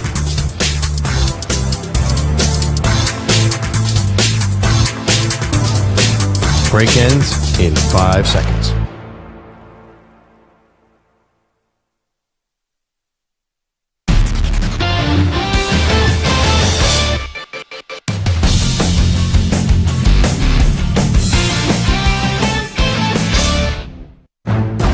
Football season is right around the corner. Holding himself, runs to the left, he's to the 5, Lamar's in, touchdown Ravens!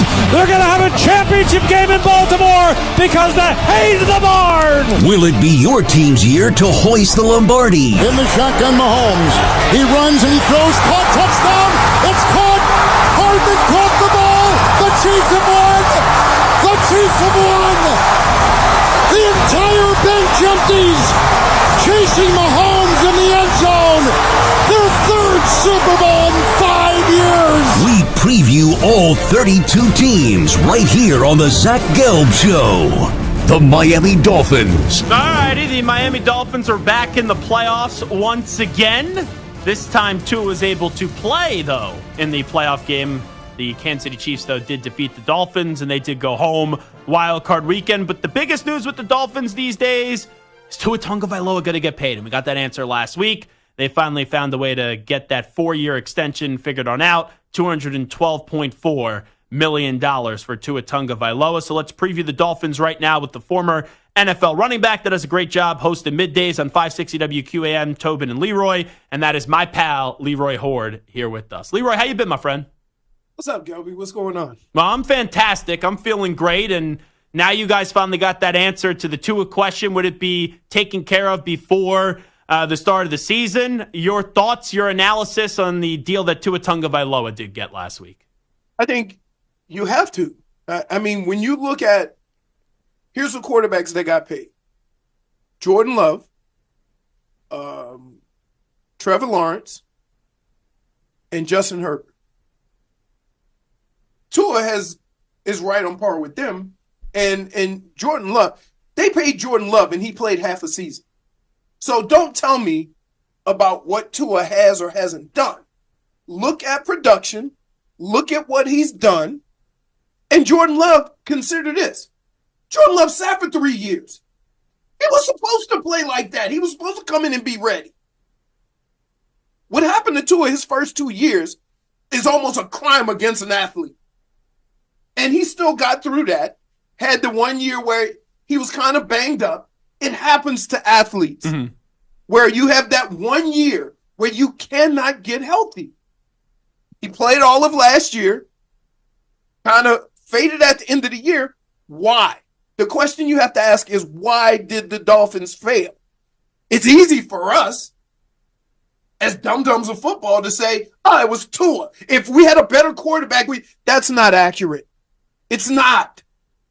But we're going to put it up. Oh, you can't win in December. Can't do this. Can't do that. That team was so broken up. And granted, the offense was terrible. But why was the offense terrible?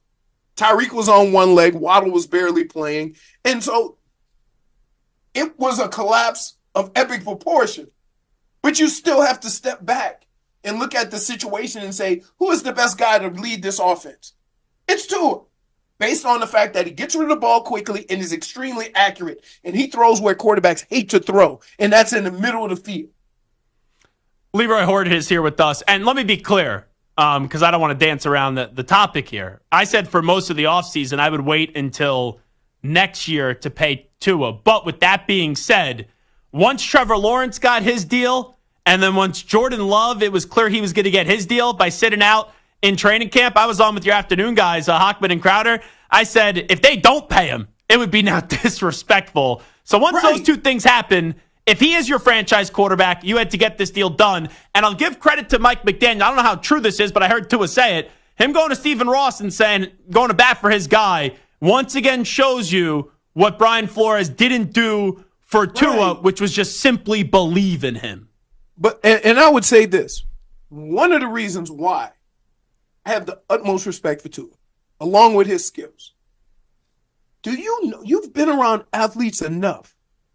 How would those first 2 years break an athlete? In a lot of cases, at that position. Just think of all the guys that had poor coaching, a bad organization, and they were broken early in their career and could never turn it around, regardless of how talented they were. He handled himself pretty well throughout all that and still came in and was able to build on his career and do something. So from that standpoint, I think Tua has done more than Trevor Lawrence. He's done more than Jordan Love, right? And I get Justin Herbert, and the reason why I don't include Justin Herbert is because he has some coaching issues. To say the least. Right. You see what I'm saying? And, yeah. And so I'm going to be fair from that. But guess what?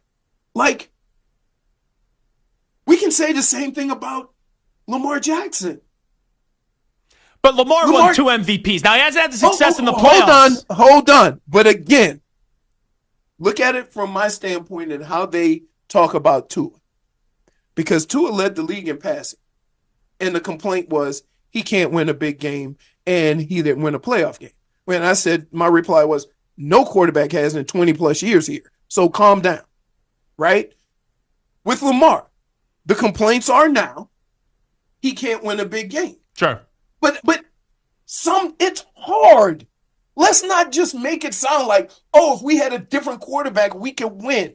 That's not what football is. And we make it that.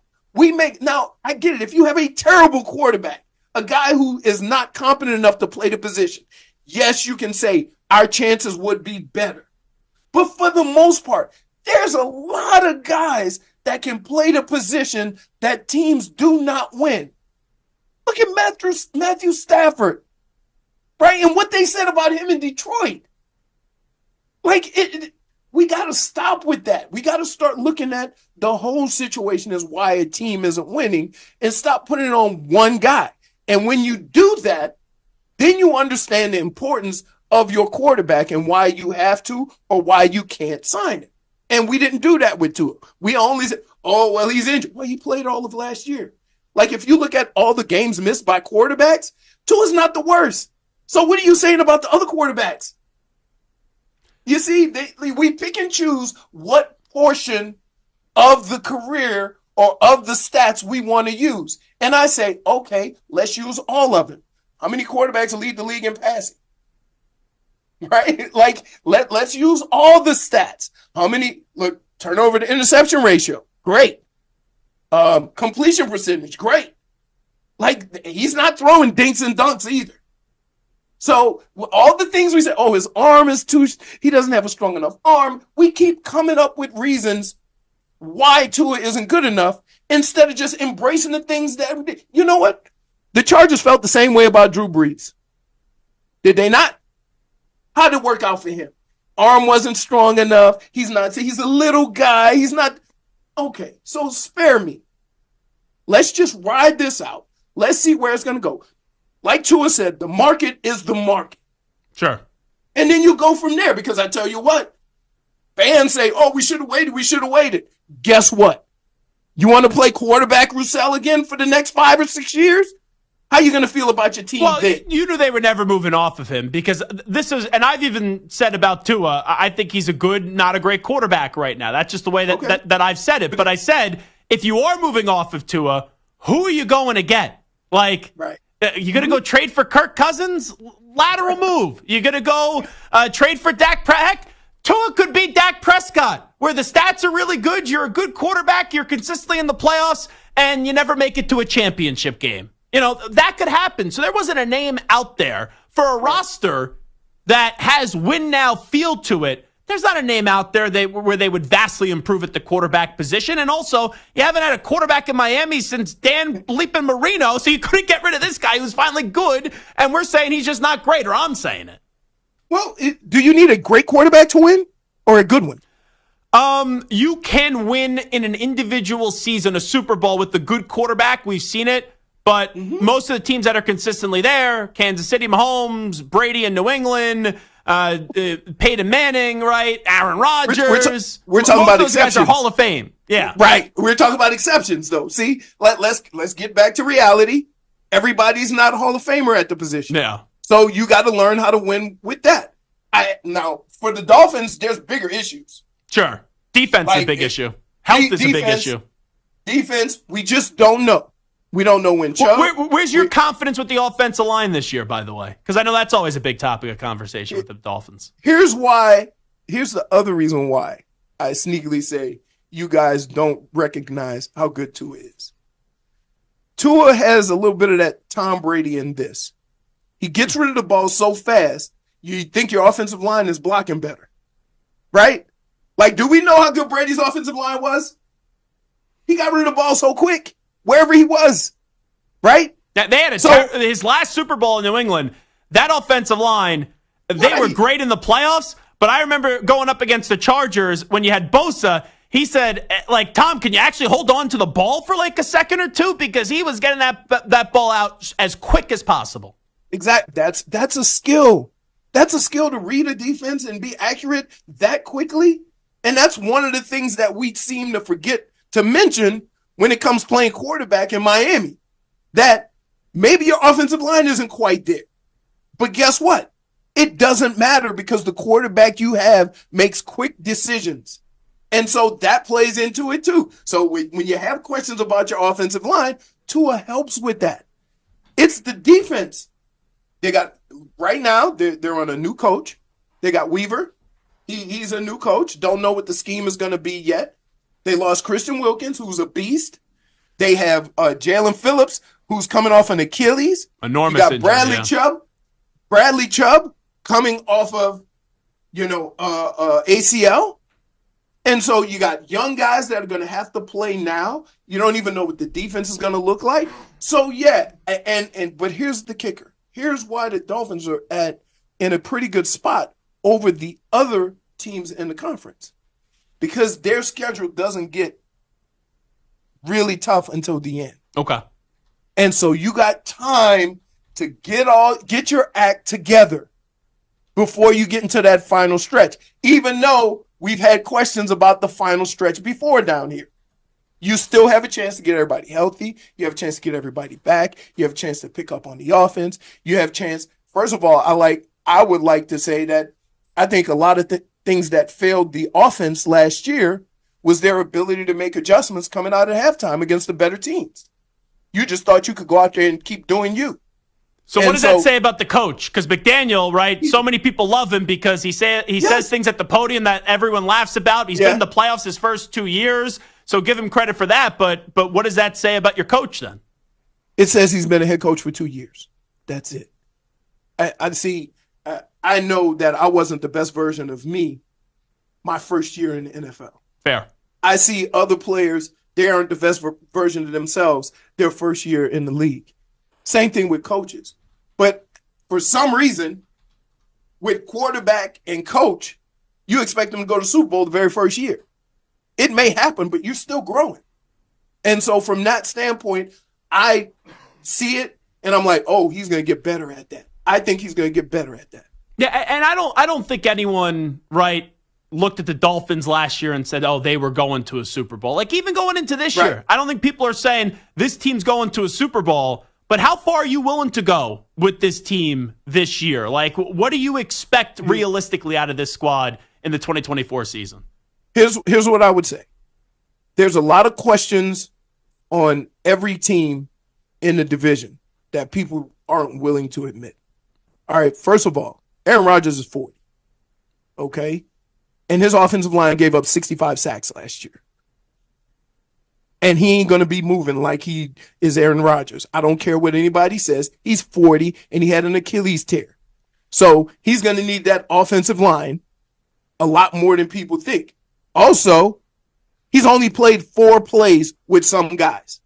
So that growth is going to take a little bit of time. Working with his wide receivers, tight end, running back, that's going to take a little bit of time. How long is it going to take? Are they going to dig themselves a hole before they finally get going?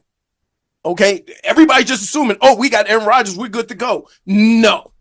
But they do have a great defense, so you could win some low-scoring games and iron things out early. Again, but it's still a question.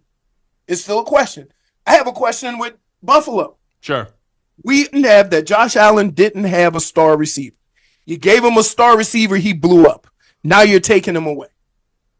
So now you're saying that Josh Allen's good enough. He doesn't need a star receiver. He just needs decent receivers. So is somebody going to step up and be great? Or is Josh Allen going to be able to carry those guys? These are the questions we had before Stephon Diggs got there. And now we got the same questions when he left, but we just feel better about Josh Allen right now, but it's still up for discussion along with all of the pieces they lost defensively. And now you have the Dolphins. What are they going to be defensively? Offensively, we think they can put up a lot of big numbers again. But defensively, are they going to be able to hold it together until everybody gets healthy and go on that final run at the end of the year? So, to me, the division's wide open. I have the most questions with a team that gave up 65 sacks and the Jets. Are they going to mysteriously, you're going to decline that by what, 40? By 30? Like, if you get to 45 sacks, you're right in the middle of the pack. So how is that going to work? We make so many assumptions about what's going to happen. I don't make those assumptions. So, are they going to win a playoff game this year, Leroy? I do believe. Okay. I think they'll be in I think they'll play a home playoff game this year. Wow. So you think they're winning the division then?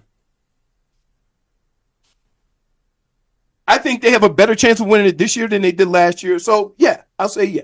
Yeah, see, they're splitting hairs with these 3 teams.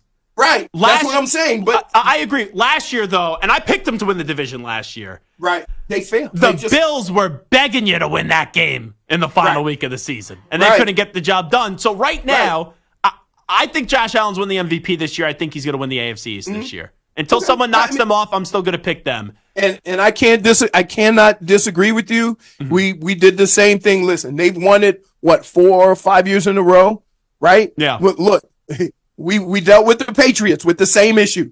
Like, until you knock the Patriots off, going into every season, we just count them as the division champs. And just with what I know with the Jets defense, that's what gives me the slight edge to the Jets over the Dolphins in that 1-2-3 finish. So you think the Dolphins are going to finish third? Yeah. I put them in front of New England. New England, my team, they stink this year. I mean, thanks. But any of those teams, you could order them any way you want, 1, 2, 3. And I can't yell at you and tell you that you're wrong, but here's what I would say. Here are the odds.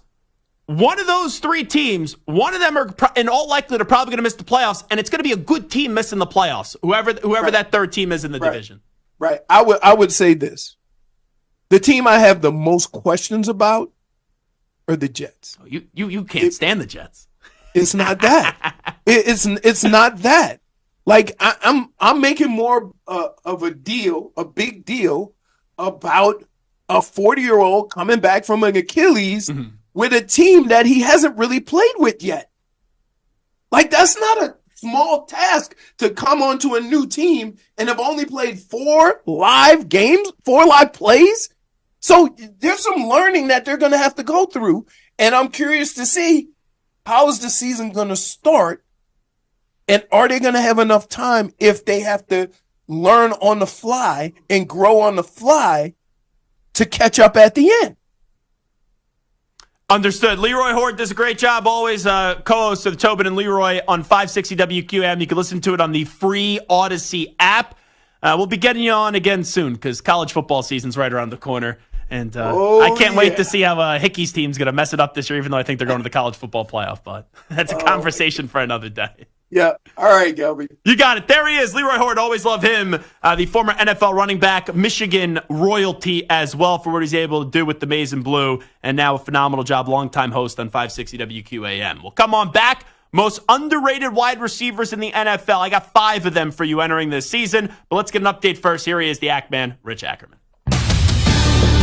Infinity Sports Network Sports Flash. Well, Simone Biles had a much happier result this time around at the Olympics, fronting the U.S. team to gold in the team competition. Biles withdrew from the event 4 years ago to focus on her mental health. This time she battled through a calf injury to lead the U.S. to an overwhelming win. The Padres are reportedly working on a deal to acquire Marlins closer Tanner Scott with a trade deadline about an hour and 20 minutes away. The Royals have been busy as they've acquired Paul DeJong from the White Sox and reliever Lucas Ursig from the A's. The Marlins also dealing Josh Bell to the Diamondbacks and Trevor Rogers to the Orioles. The Yankees picked up Mark Leiter Jr. from the Cubs for a couple of minor leaguers.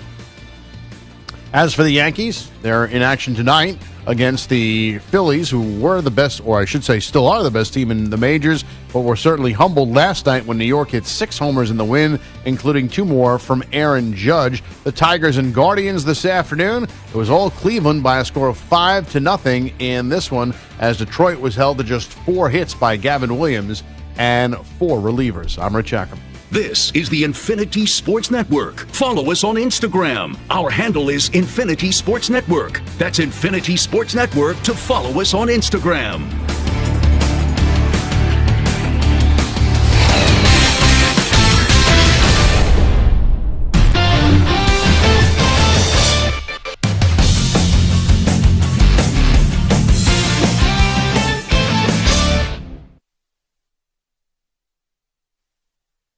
You're in a 5-minute break.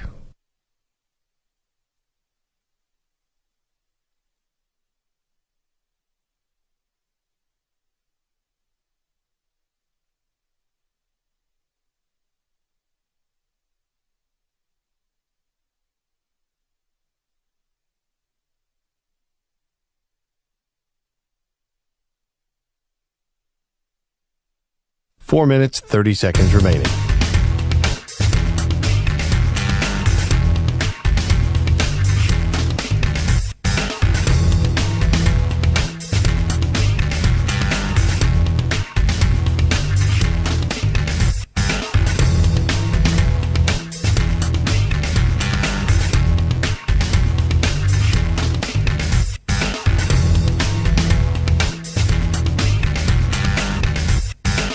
Four minutes remaining.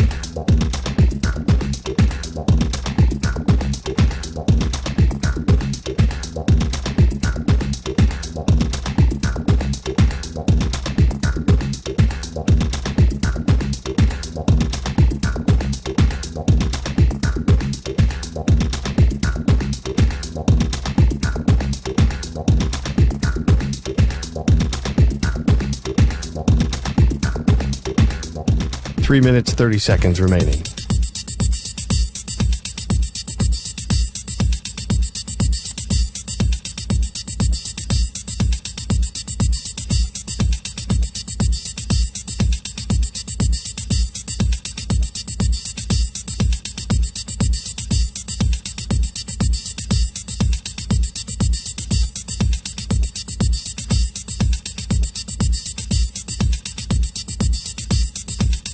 3 minutes remaining.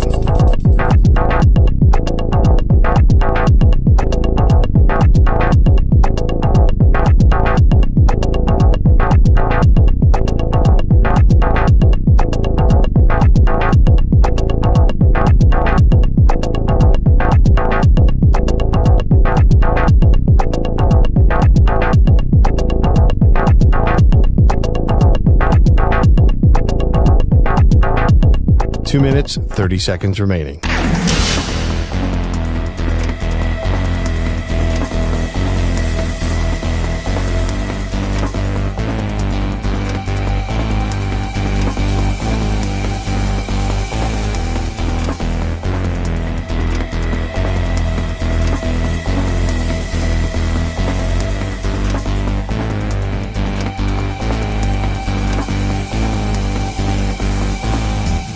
Two minutes remaining.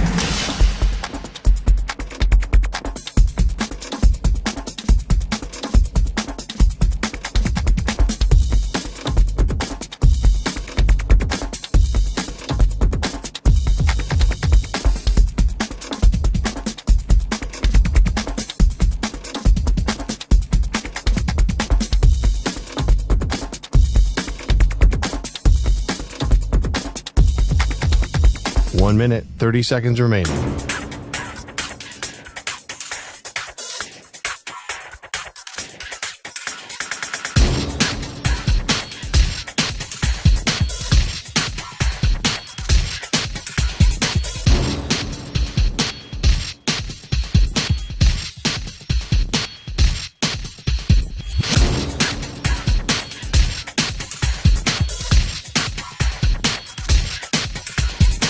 One minute remaining.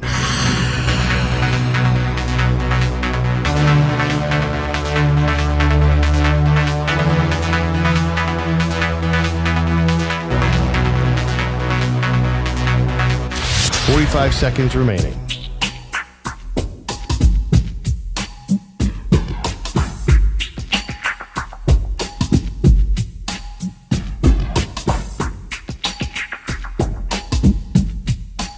Seconds remaining.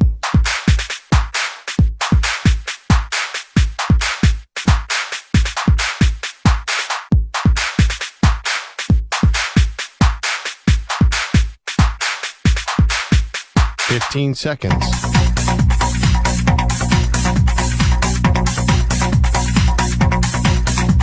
Break ends in 5 seconds.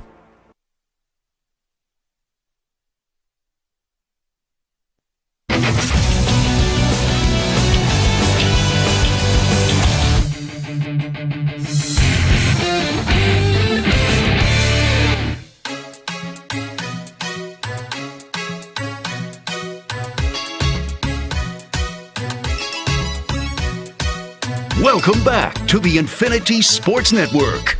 This portion of the show is brought to you by Ethos Life, the easy way to get life insurance in 10 minutes, up to $2 million in coverage with no medical exam and just a few health questions. Get your free quote at checkethos.com, not available in all states. I saw that the Madden wide receiver rankings came out. Here were the top 10 for just receivers. Tyreek Hill, 99. Justin Jefferson, 98. CeeDee Lamb, 96. A.J. Brown, 95. Amon-Ra St. Brown, 95. Devontae Adams, 94. Jamar Chase, 93. Stephon Diggs, 92. Brandon Ayuk, 91. Mike Evans, 91. So those are the 10 highest ranked wide receivers, according to Madden. Now, here are my top 5 most underrated wide receivers in the NFL. And I've brought in Hot Take Hickey, because one of the guys on my list is a guy that you root for, and Michael Pittman Jr. I look at Michael Pittman Jr., and I didn't think he was going to be on my list. And I've always been a fan of his. When he was at USC, I thought he should have been a round one wide receiver, and he ended up going in the second round, and he goes to Indianapolis. But Indianapolis, he's never had a consistent quarterback. He had a good playoff game up against the Buffalo Bills, if memory serves me right. Yes, sir. But you look, he has 2 1,000-yard seasons so far in the league. The other year where he didn't have the sandwich in between the 2 1,000-yard season, he had 99 receptions, 925 yards, and 4 touchdowns. This guy, he's played in 4 seasons, and he's been injured a little bit, right? Like here and there. He's had some concussion issues last year that had him miss a game and a half or so. But with no quarterback, 330, no consistent quarterback, 336 receptions, 3,662 yards, 15 touchdowns. So you get the touchdowns up a little bit. But Anthony Richardson and Michael, I think when people talk about the Colts this year, most people are going to say, oh, Anthony Richardson and Jonathan Taylor. Now, I get it, right? Mm-hmm. That's a great 1-2 punch in the red zone. You look at what Hurts and Saquon could be. You look at what Lamar and Derrick Henry could be. If Anthony Richardson is healthy with Jonathan Taylor, that will be so tough to defend in the red zone. But, look what Michael Pittman's doing with no quarterback. So, what is this guy ceiling for you this year? If he's healthy and Richardson's healthy too. I mean, ceiling could be statistically top 10 in the league. 1,500 yards. Yeah. Honestly, the biggest thing for him is just the wealth of, right now, weapons the Colts have. You have Jonathan Taylor. Like you mentioned, Richardson's a throw with his legs. I'm very excited for A.D. Mitchell fitting in this offense. Their draft pick out of Texas. Are you slobbering over his training camp results, you pig? Very excited. Josh Downs is a good receiver. The Colts have maybe not household names, but they have some guys that it's an exciting division talent. Too. It is. Oh, a young division, a lot of young talent. It could be the most exciting division in the NFL this year. So my most underrated wide receivers in the NFL right now: Michael Pittman Jr. in at number 5, Chris Olave in at number 4, Tyler Lockett in at number 3, Amari Cooper at 2.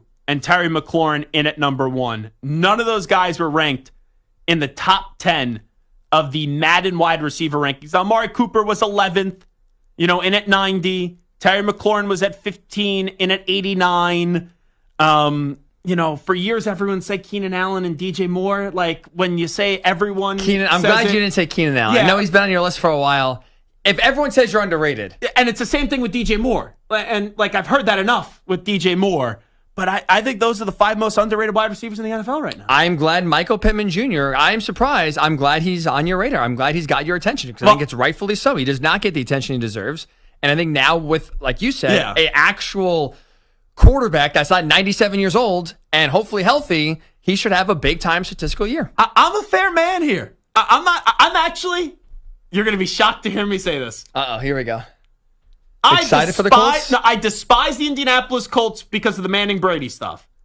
Right? That's what I've told you before. That's the team I hate the most. I actually I don't think I'm going to pick them to make the playoffs. I don't know if I'm going to.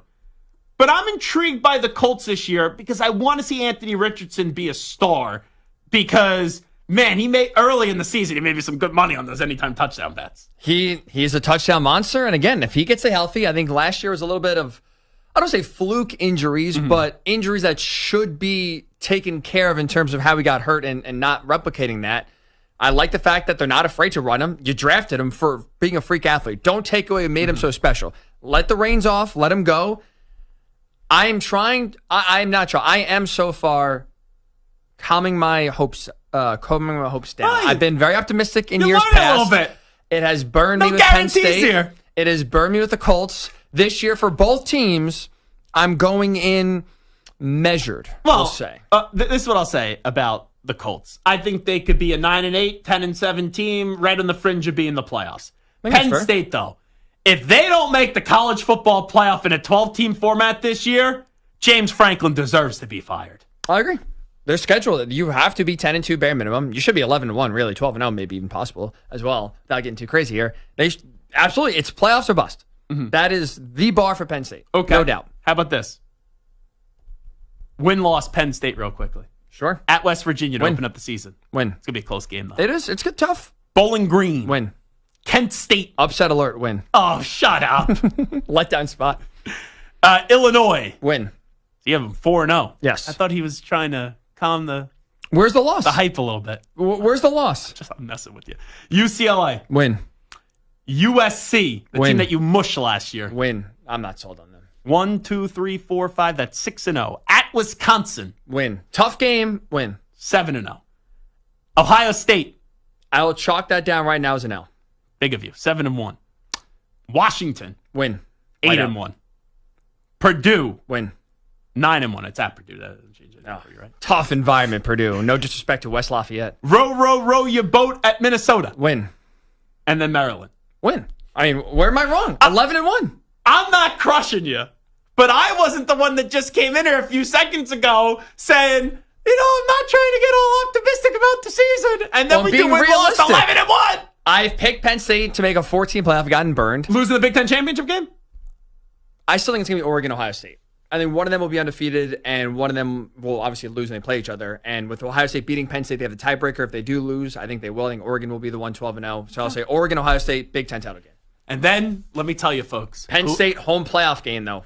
Whoever Penn State plays in the playoff, without even knowing, I will be putting a large, and I mean a large wager on the other team. Because James Franklin will get them there, take his participation trophy bows for finally getting into the playoff. They have to move it from 4 to 12 so you get in. And then, boom, they'll get smacked. And I hope you're at the game and you're about like 15 beers deep. Hickey, going to be with JR tonight as always. Also is working today, filling in for Bill Ryder. You're like a cockroach. We just can't get rid of you. Coming up next, who are the top quarterbacks in the NFC? We discuss. Zach Gelb Show, Infinity Sports Network.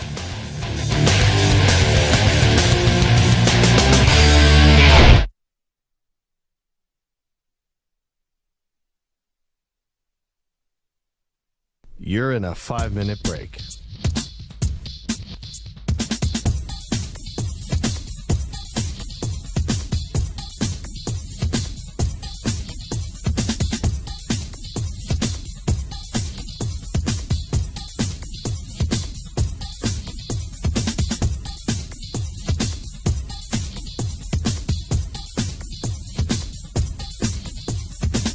Four minutes, 30 seconds remaining.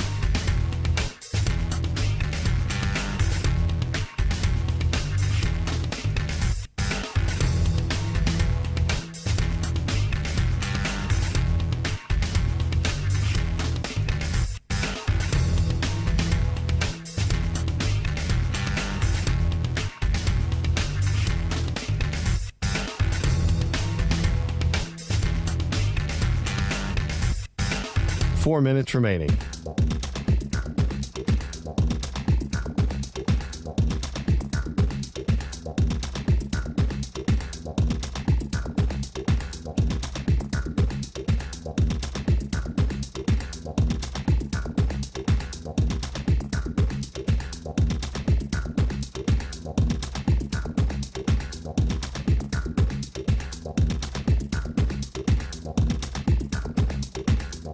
Three minutes, 30 seconds remaining.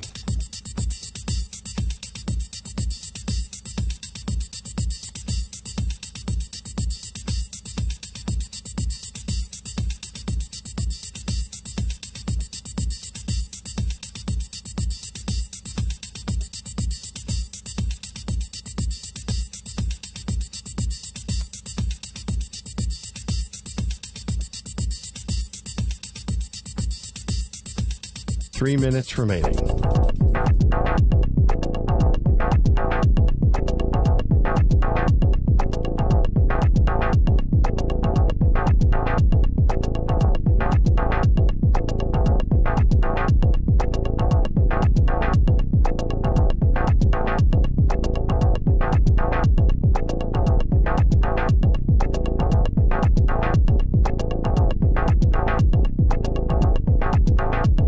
Two minutes, 30 seconds remaining.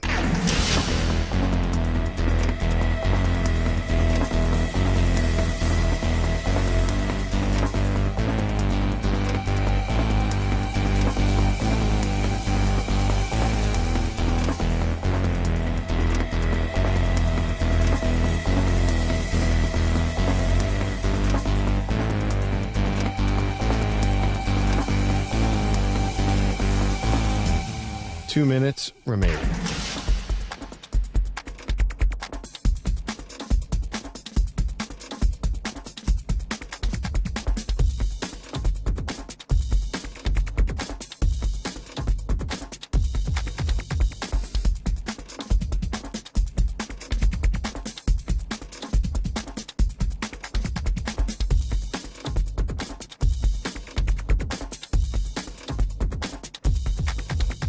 1 minute, 30 seconds remaining.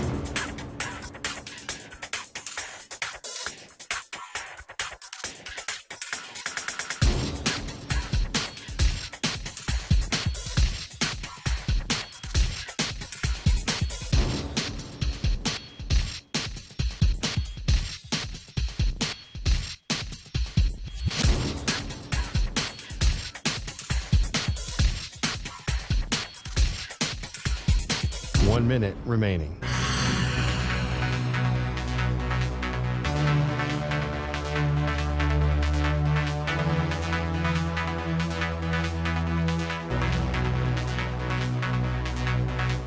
"45 seconds remaining.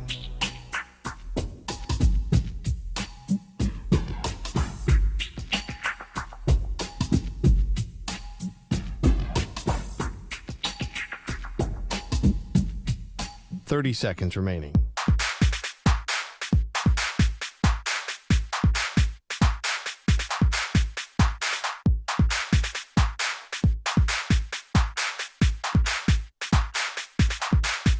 "15 seconds.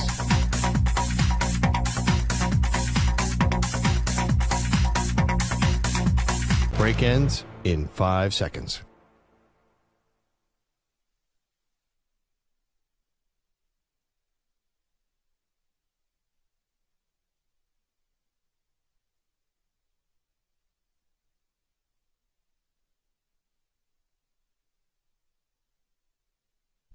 To infinity and beyond. He's live. He's nationwide. This is the Zach Gelb Show.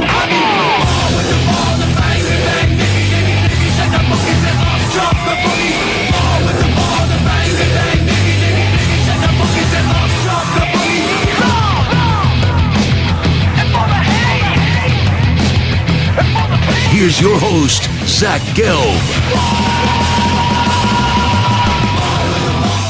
All right, away we go. Hour number 3 of our radio program. It is the Zach Gelb Show on the Infinity Sports Network.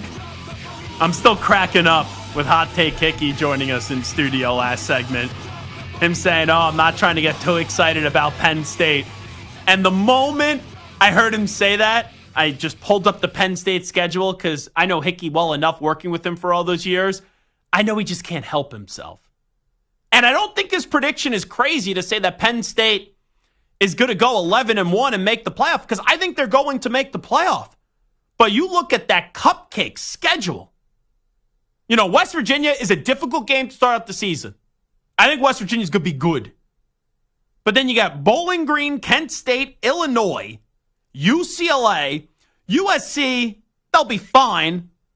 Wisconsin, I like Fickle. Ohio State, tough game. Washington, Purdue, Minnesota, and Maryland. Like, even if James Franklin lives up to him just not being able to win the big game, there's really only one game that you should lose.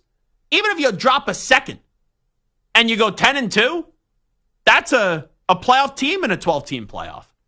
So I find that very comical. And then he's like, where am I wrong? Where am I wrong? Like, you're not. I don't think that's a crazy prediction. So 11-1, the official prediction for Penn State for one Ryan Hickey this year. All righty. So Jordan Love follows Tua Tagovailoa, got paid. You know, we look at the AFC. I've already gave you my thoughts for Tua Tagovailoa. You know, he's not a top 5 quarterback to me in the AFC. He's the 3rd best quarterback in his division. He's a good quarterback, not a great quarterback. Josh Allen's better. Aaron Rodgers better, Lamar Jackson better, Joe Burrow better, CJ Stroud better, and obviously Patrick Mahomes. Like, those are 6 right off the tip of the tongue. Mahomes, Stroud, Burrow, Lamar, Rodgers, and Allen. However, when you look at the NFC, I think it is nearly impossible. Like, at least in the AFC, universally, people will say Mahomes the best quarterback in the AFC. Then right now entering this season, it's probably Burrow 2, Allen 3. Like, you can at least give me 3 out of the top 5 guys in the AFC. In the NFC, if I say give me your top 3 quarterbacks in the NFC, I think it's all over the place. Dak played like a top 5 quarterback last year. Jalen Hurts 2 years ago outplayed Mahomes in a Super Bowl even though they lost. Jared Goff is now paid as a top 5 guy. And just because you're paid as a top 5 guy doesn't mean you are a top 5 guy. Jordan Love had a sensational second half of the season. Caleb Williams expected to have a big first season. Kirk Cousins is a solid quarterback, good quarterback. Brock Purdy, last 2 years, worst he's been is an NFC Championship game. And to me, I think Matthew Stafford is going into the season as the best quarterback in the NFC. Geno Smith, really good last year, and 2 years ago, and last year was fine. Kyler Murray, can he get back to being a good quarterback off the injuries? Trying to see who the 3 best quarterbacks are in the NFC is extremely impossible. It's very difficult. So, Stu, let's do this. Fire me up some NFL music, por favor. And let's draft. I'm just saying how difficult it is for 3. We're going to draft the top 10 quarterbacks in the NFC entering this season. Whew. I'm fascinated to see how these results go. I left my wallet in my bag in the newsroom. So, all right, Stu, I'm thinking of a number. 1 or 2? What's the number? 1. It is 2. So then I get to then pick, I'm assuming in this exercise, I want the first or the second pick. I'm going to go with the second pick because then it snakes. Okay. So I think that's more valuable here to get 2 and 3. I agree. Rather than 1. Because I think I know who you're going with 1, but we shall see. All right, who's your first pick? All right, so with NFC only, by the way. NFC only, I will go Matt Stafford, number 1. Mm-hmm. I think it's a little tricky because he's a little older now, and this is probably the last year of him being the top guy, in my opinion. And he's an injury away from, getting knocked out. I think he's more injury prone than a lot of these other guys. But what he can do with McVay, with those weapons, in one game for one season, I will go Matt Stafford. Yeah, I think, as I said, Stafford's the best quarterback in the NFC. But this is like a baton season in the NFC. Like, whoever gets to the Super Bowl, or if the MVP somehow comes from the NFC, whoever accomplishes either one of those 2 things, I think in most cases are going to be referred to as the best quarterback entering next year in the NFC, because you have so many guys that are showing they could be good, but you wonder if they could be great.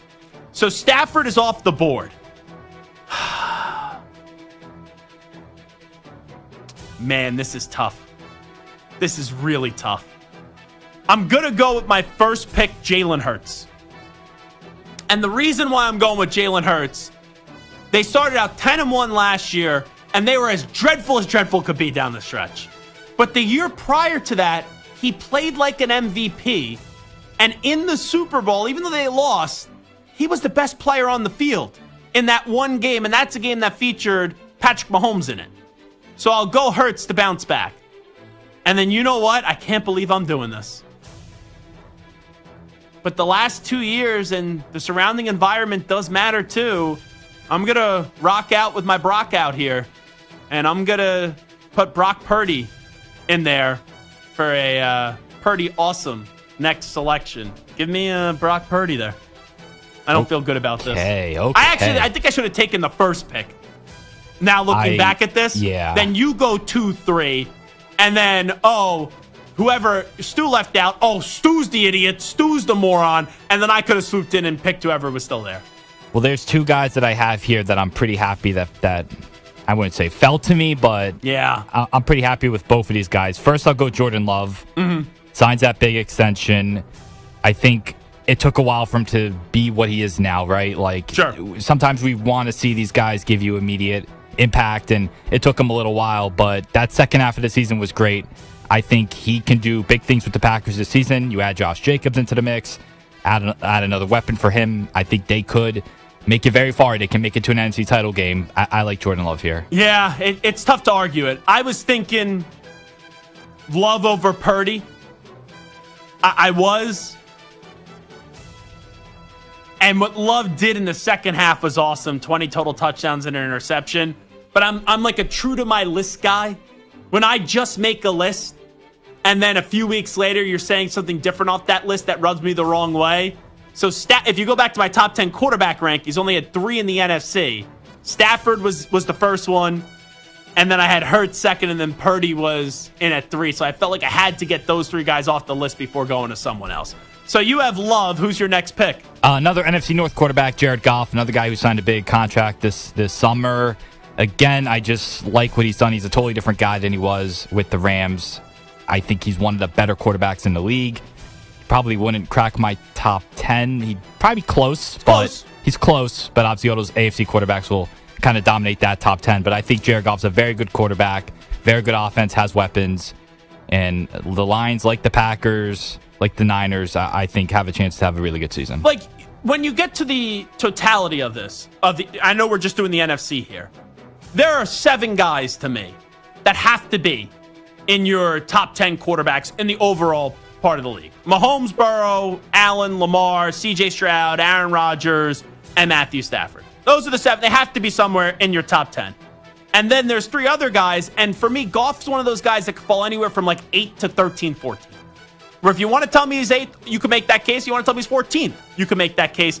Because there's so many right there fighting for elbow room to try to get inside that top 10. But we're just doing top 10 quarterbacks in the NFC. Stu had the first pick to go with Matthew Stafford. I then had picks 2 and 3. I went with Hurts and Purdy. And then the snake back, Stu goes with Love and Jared Goff. So I get 2 selections here now.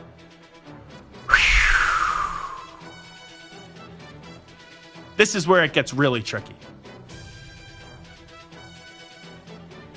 Yeah. I don't love this guy. I think he's good, not great. But it's my third selection. I'm going to go with Dak. I think you got to go with Dak. At times, there was like a 3 or 4 week stretch last year where people were talking about Dak for the MVP. Now, on the snake around part of this, Dak already off the board. Hurts already off the board. Not going Jaden Daniels. Not going Daniel Jones, obviously. Goff off the board. Love off the board. Minnesota, you're not going McCarthy. Caleb Williams in play, but we haven't seen him play an NFL game yet. You know what? I can't believe I'm going consistent here. It's Kirk Cousins. Good quarterback. Not great. All righty, Stu. Who's your next pick? Yeah, I feel like there's definitely a little drop-off after those 2. With my first pick, I'm going to kind of gamble on this guy to have a bounce back. A new coach. Had that kind of like a year off last year because of the injury. Kyler Murray, I think he could have a decent year. Marvin Harrison Jr. now there? Yeah, that's a big one for me. So I'll go Kyler Murray. And then, oh boy, for this last one here. It's between a veteran and a rookie for me. I don't know. I'll go with the rookie. I'll go Caleb Williams. I think he can have a good year. I'm sorry. I had to do it. I just think the Bears could have a surprise season. I think Williams could come out. He's going to play right away. I think he could crack this list, which is kind of crazy because if he was in the AFC, we wouldn't even be discussing him. He'd probably be in the bottom 3 or 4. You'd be talking about him. If Caleb Williams in the AFC, you'd definitely be saying, hey, this guy could be generational. Like maybe he ends up usurping or going head-to-head with Mahomes and is the actual challenger to join guys like Burrow and Allen, right? Right. But there's just so many established guys in the AFC where it's like a rookie's got to earn his stripes. So, yeah, like who were you was it between Baker or was it Geno as the vet? It was Geno. Baker was also like in that area. I probably would have had Baker 11, but it was between Geno and Caleb for that 9th spot for me. Man, now my decision. Got Derek Carr sitting there, Zach. God forbid. God forbid. Please. So my decision is between Baker and Geno. Jaden Daniels, another rookie. I know it's tough. It's so early. And I'm a big fan of Daniels.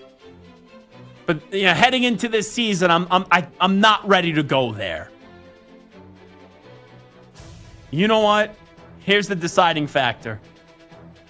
Baker Mayfield has made the playoffs twice in 2 different spots.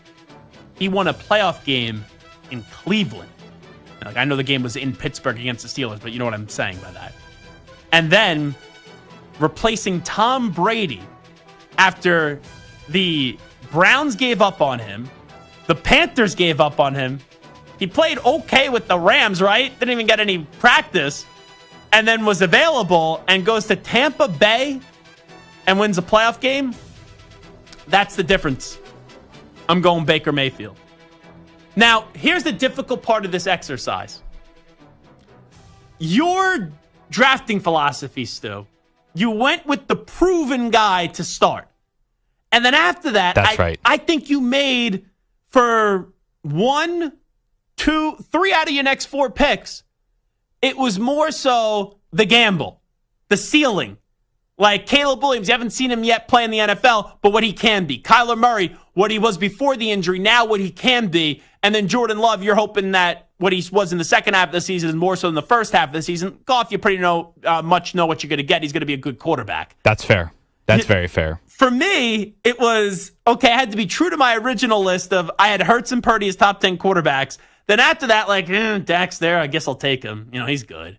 Kirk's there, yeah, I guess I'll take him. He's good. And then I had the final pick was between Baker Mayfield and Geno Smith. I think I screwed myself here because I won the 1 or 2 game, and I got to decide if I wanted the first or second pick. In like a 3-person draft, it probably would have been better in this exercise to get the third pick. But in a 2-person draft, I thought it was right. I made the wrong decision. I should have taken the first pick and then put the pressure on you. Because, let's say if I took Stafford 1, which I would have, who would have been your second and third pick?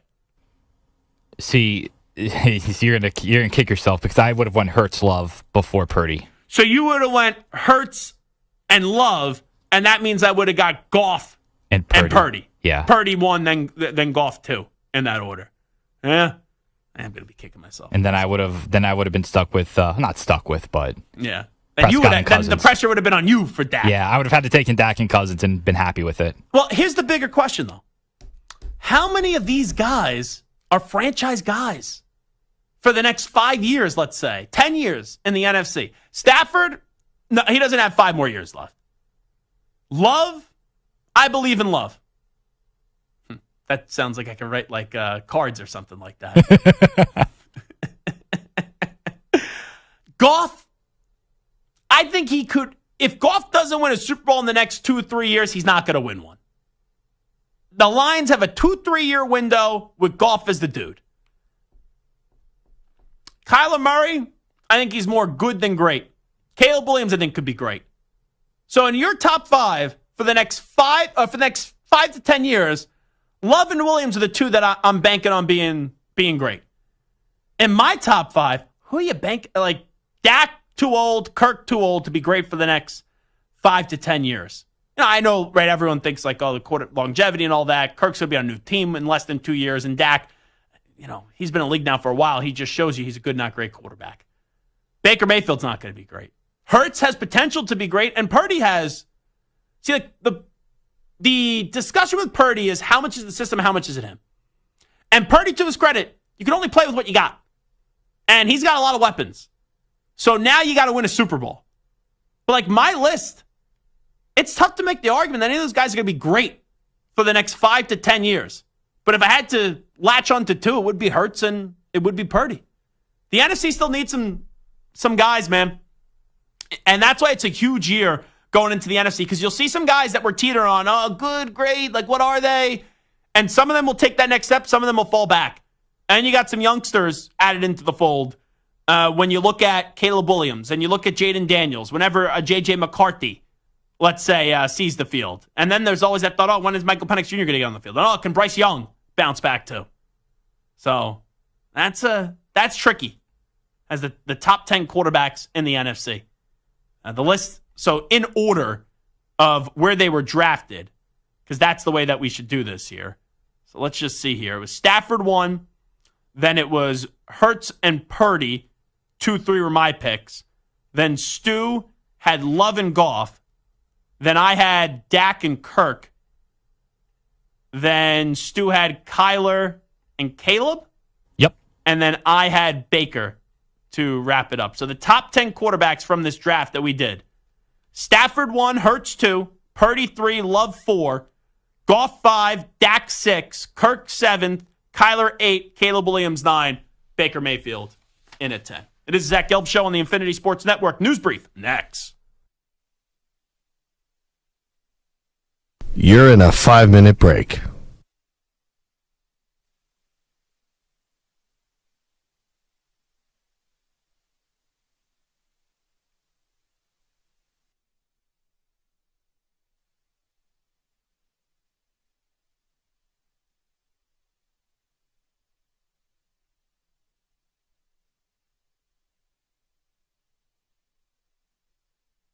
Four minutes, 30 seconds remaining.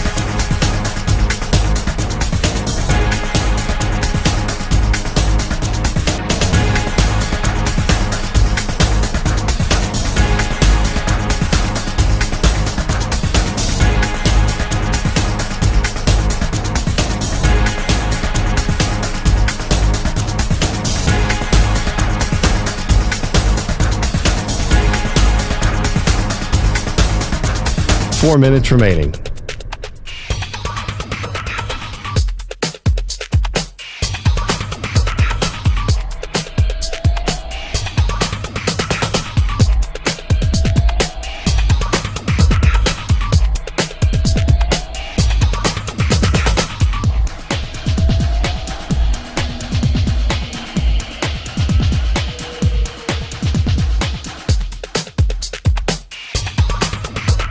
Three minutes, 30 seconds remaining.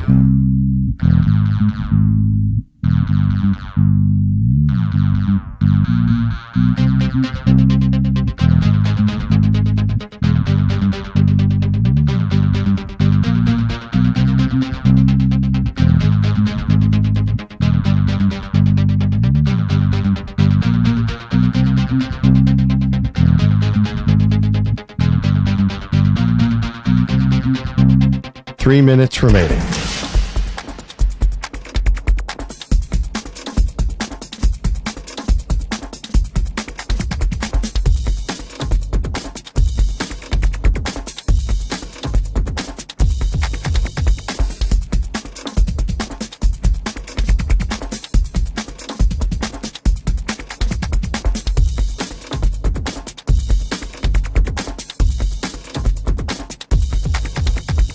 Two minutes, 30 seconds remaining.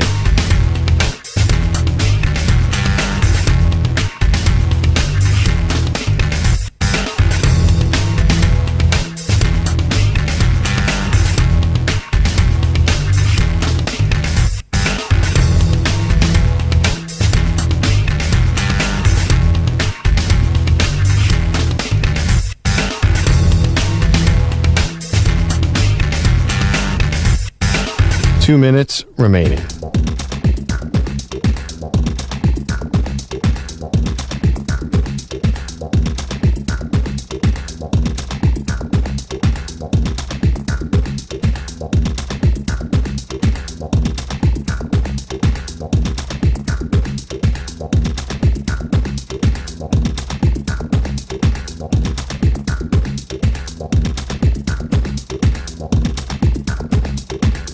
One minute, 30 seconds remaining.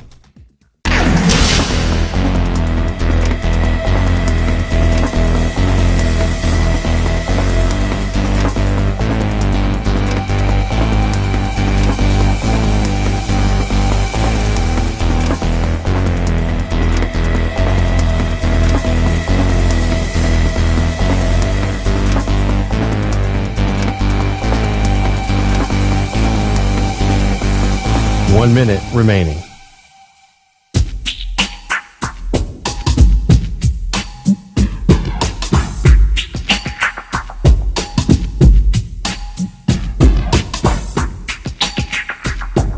.45 seconds remaining.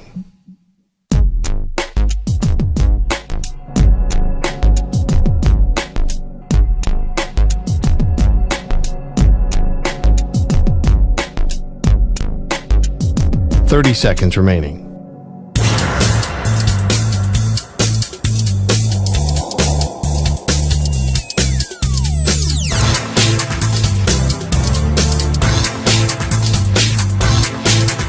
.15 seconds.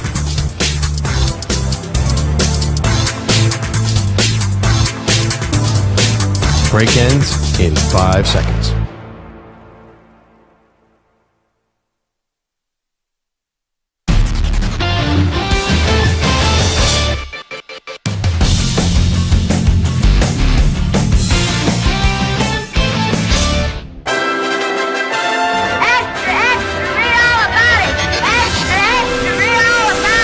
time for your daily news brief. We get you caught up on the rumors, reports, and reconnaissance from the day in sports.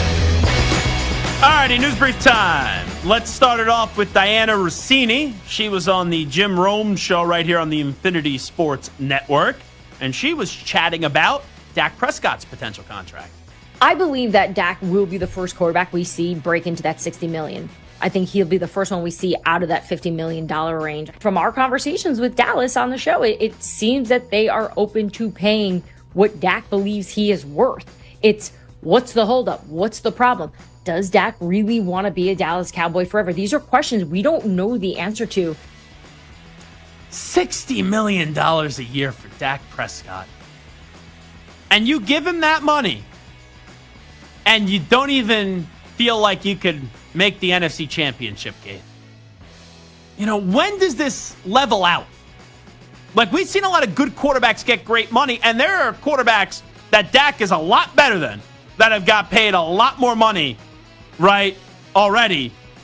And it's just like one of those situations, like, Burrow is $55 million a year. I feel like you could win a Super Bowl with Joe Burrow. Jordan Love, $55 million a year now.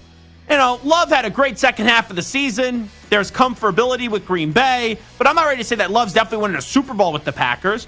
Trevor Lawrence, $55 million a year. I don't feel like he's winning a Super Bowl with the Jaguars. Tua Tagovailoa, $53 million a year. I don't think he's winning a Super Bowl with the Dolphins. Jared Goff has a chance to do so the next few years with the Lions at $53 million a year. Herbert, it's nice that they bring Harbaugh in to help Herbert, obviously, but I'm not ready to say that Herbert goes and wins a Super Bowl with the Chargers. Lamar Jackson, I don't think he's winning a Super Bowl with the Ravens. Jalen Hurts, all right, we saw him get to a Super Bowl, but now can you get back? Like, that's 1, 2, 3, 4, 5, 6, 7, 8. And then the 9th and 10th highest paid quarterbacks in the NFL, Kyler Murray and Deshaun Watson. Murray, can he just get back to being good? And Watson, can you get through a season?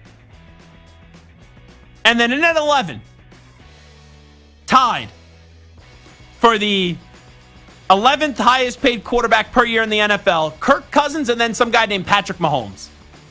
Look at the deals that the Chiefs and the Bills made when they made them. So Patrick Mahomes makes $45 million a year.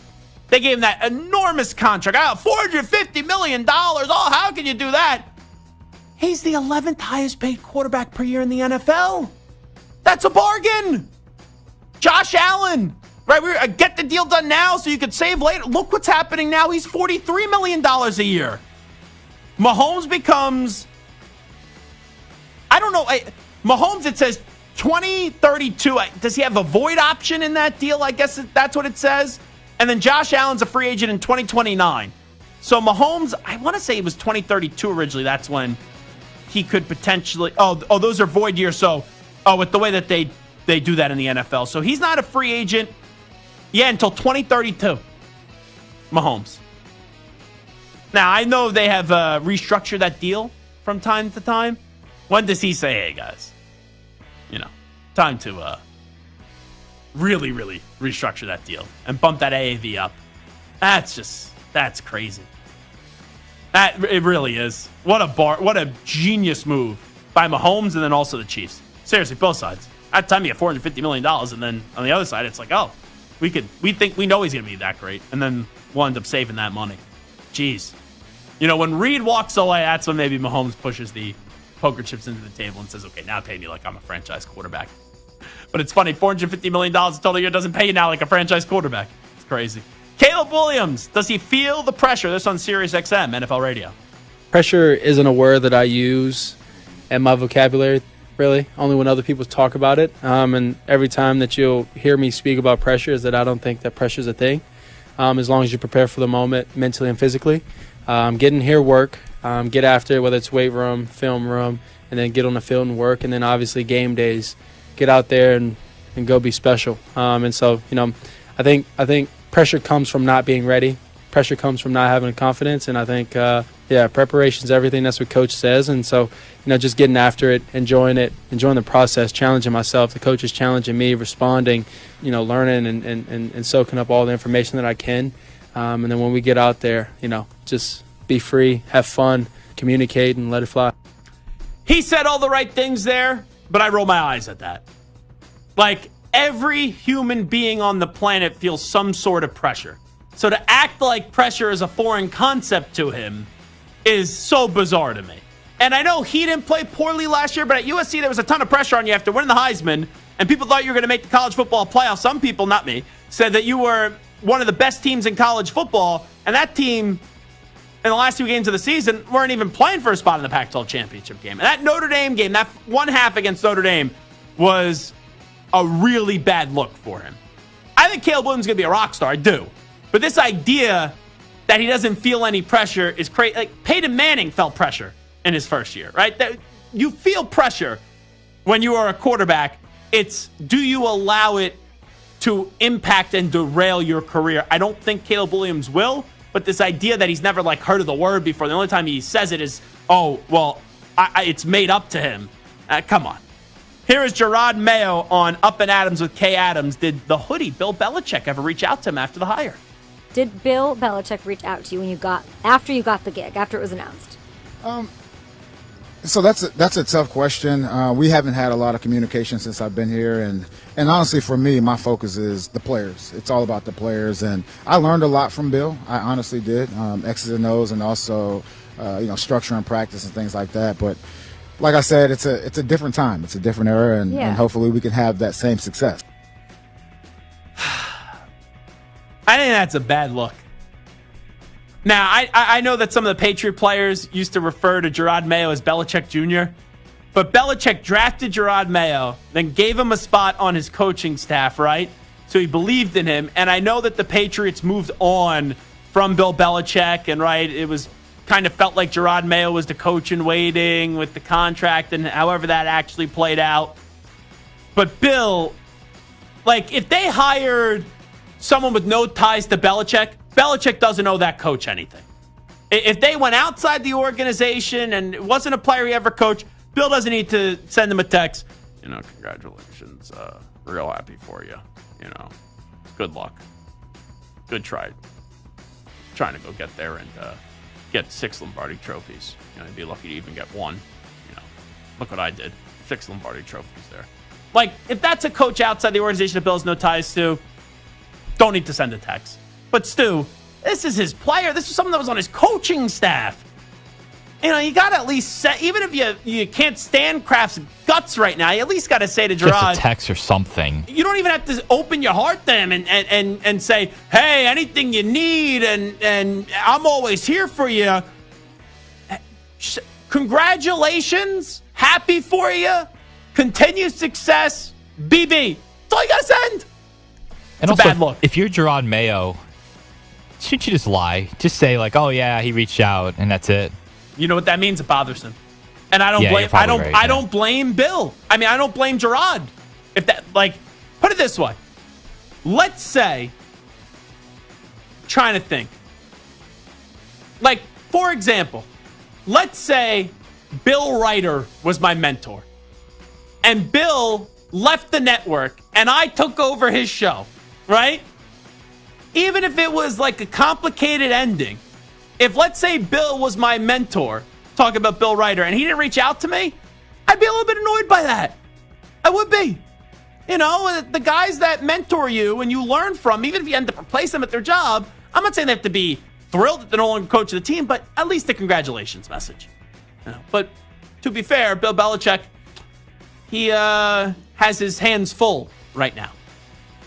Has his hands full, maybe preoccupied, isn't thinking about Gerard Mayo and football for the first time in his life.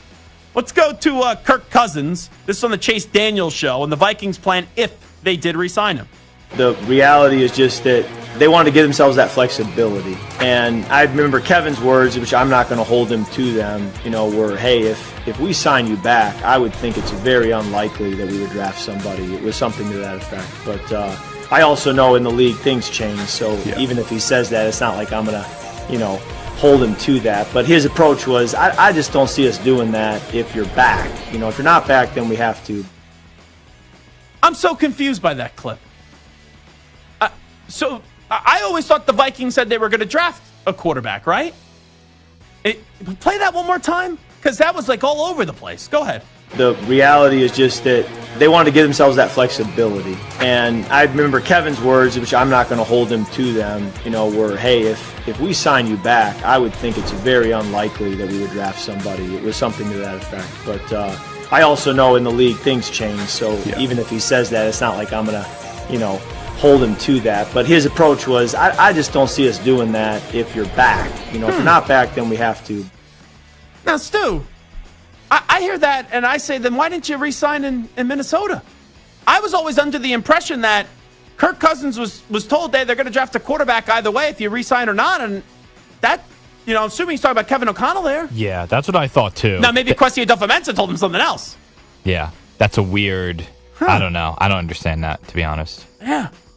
I'm telling everywhere on social media I've seen this all season. Now, Kirk was told he was... that's why everyone was laughing when it happened with Michael Penix Jr. because on draft day, he left, and then, boom, they drafted your replacement after signing the contract. Here's Tua Tagovailoa making it clear that Mike McDaniel went to bat for him during contract negotiations. Word gets around quick, and I don't think he knows that I know, but I've been told from several birdies that are, here in the facility that are upstairs as well, that he went to bat for me the day that I went out and practiced 11 on 11, 7 on 7, before we went on that little break, that he went to bat for me with our owner. And I won't go into details of things that I heard were said, but just know, like, he is what he says. He says what he told me, and he did what I was thinking he would do for me, and not just for me, but for any other player. So I'm very grateful for that. And that falls in line with Mike McDaniel. Ever since he got there, right away, he went to Tua's charity event and showed him more support than Brian Flores ever showed him. That's the one problem with Flores is he couldn't get along with this quarterback. He did some good work there in Miami, but he couldn't get along with Tua, and he needed to make that Tua partnership work for Flores to continue to stay with the Dolphins. All right, here's John Elway. He was on Part of My Take, and he brought up the time where he passed on Josh Allen in the draft, and it came up when the two were on the golf course together. How did you not get Josh Allen? I feel like he is exactly your type. I know, he is. And believe me, last year I played with him, and I'm wondering how long is it going to take him to realize that I passed on him and took Bradley and Chubb instead? Yeah, it's crazy. And it took him 2.5 holes to bring it up. And I loved him, right? Yeah. But it just, he didn't was work your out. type. That's He was my type, Yeah. and you're right. That was probably my biggest mistake of my GM days, was not taking Josh. The Broncos, though, to get some context here, already missed on so many quarterbacks, and I know now it's easy to look at Josh Allen. Oh, he's the third best quarterback in the league, but at the time, he was a major question mark. Now, the 5 quarterbacks that went in that first round in 2018, Baker went 1, Sam Darnold went 3 to the Jets, Baker obviously 1 to the Browns. You had Josh Allen 7th to the Buffalo Bills, and where did Josh Rosen go? He went 10th to the Cardinals, and then 32nd was Lamar Jackson. If you had to redo those quarterbacks getting drafted, based off what we know now, Josh Allen would be the first pick of the draft. Josh Allen would be the first pick. Then Lamar Jackson would be 2, which is crazy. That means Josh Allen would have been on the Cleveland Browns, so no Deshaun Watson trade never happens. And then the Giants would have had Lamar Jackson and no Saquon Barkley. So then the Jets at 3.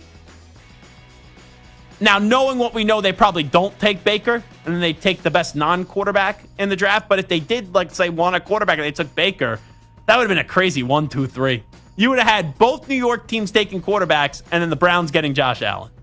Jeez, that would have been something. By the way, the picks in that draft before Josh Allen, Baker Mayfield 1, Saquon Barkley 2, Sam Darnold 3, Denzel Ward 4, Bradley Chubb 5, Quentin Nelson 6, Josh Allen in at 7.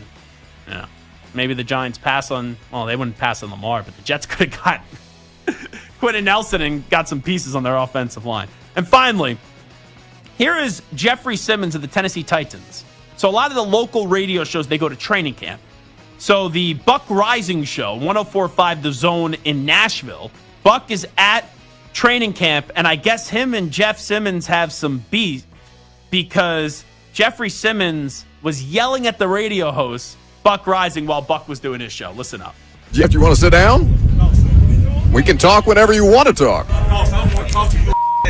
Jeff, we'll deal with that later. Roger McCreary sitting down with us here on 104.5 The Zone. Jeff, I mean, we're on the air right now. You do a lot of talking on social media. I'm right here, Jeff. We can talk anytime you want to. Unbelievable. We got to make that happen. Well, we'll deal with that later on. Roger McCreary sitting down with us here on 104.5 The Zone. Jeff, if you want to sit down and talk about this, we can talk about this. I'm telling you, stop talking on social media. Talk to me. I'm talking to you right here. Jeff, we tried to talk to you last week. I'm being rude to Roger. We'll deal with you later. Roger, what's going on? It's good. I'm doing good out here. I'm doing good. I'm surprised no one from PR stepped in and told Jeff to go away. But it is lame to me. Jeff is standing there causing an issue, and to just yell off microphone, sit down, have a debate with Buck Rising. That's what he should have done instead of basically just screaming that, how am I going to say this without having to dump this? That Buck was a putty cat, all right? That was the word that we kept on bleeping out. If you still can't get it, that's on you, not me. So, you hate the guy because, I guess Buck Rising tweets negatively against Jeffrey Simmons, or, maybe Jeff's a little sensitive. I don't know about that. To be fair, I don't know what Buck's tweeting. But if you're going to basically sit there and call the guy a putty cat, then sit down, put the microphone on, and have a debate. Hey, why are you so mad? Instead of just yelling a word that you can't say on the radio. So, geez, it's good beef. I kind of want to go out to some training camps to see if players want to yell at me at all. Maybe go to 49ers camp, see if Debo yells at me. Would be fun. All righty, this is Zach Gelb Show on the Infinity Sports Network. We'll take our final break of the day. Let's get the latest update in. Here is the Ackman, Rich Ackerman. Infinity Sports Network Sports Flash.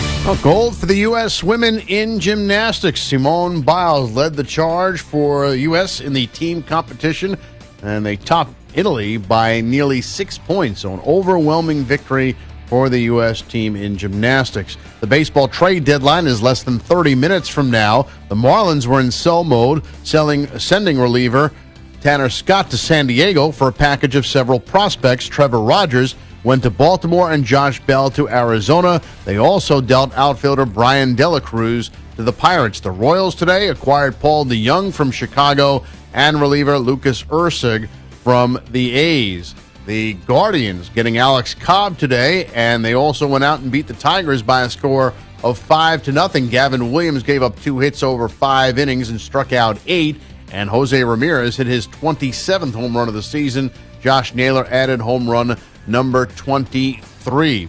The NL West leading Dodgers are in San Diego tonight, and the Padres had the day off yesterday after seeing their 7-game winning streak end Sunday in Baltimore, but fortified by the deal to get Tanner Scott from the Marlins today. I'm Rich Ackerman. This is the Infinity Sports Network. Follow us on X. Our handle is INF Sports Network. That's INF Sports Network on X.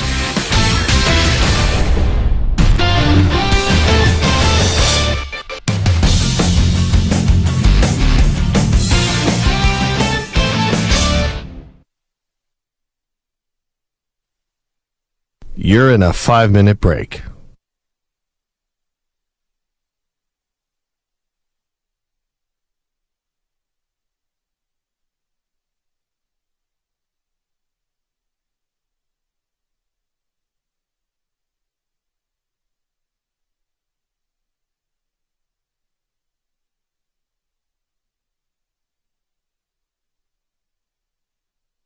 Four minutes, 30 seconds remaining.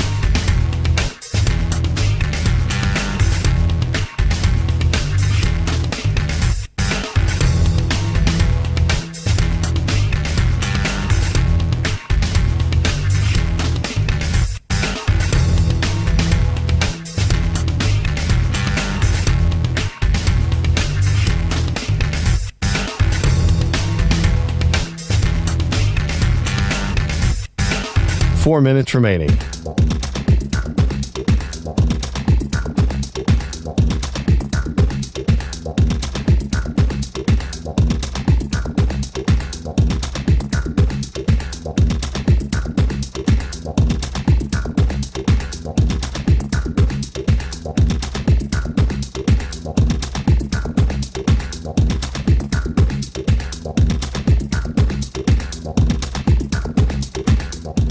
3 minutes, 30 seconds remaining.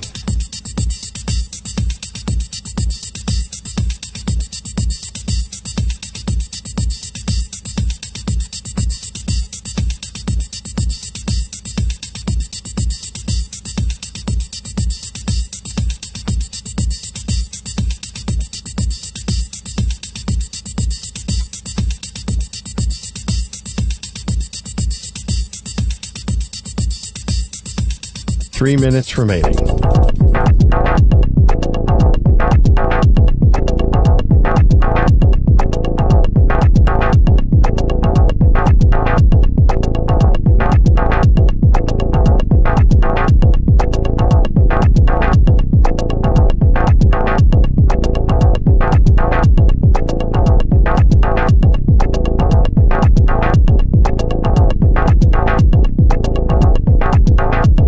Two minutes, 30 seconds remaining.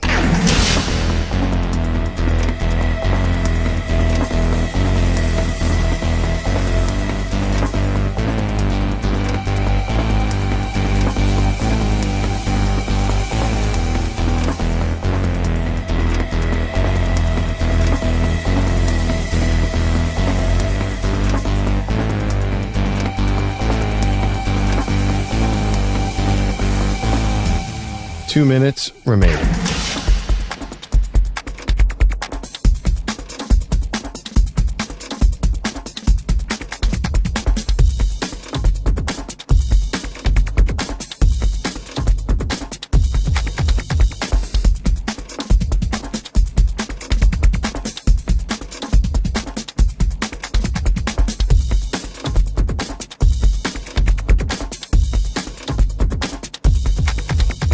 One minute, 30 seconds remaining.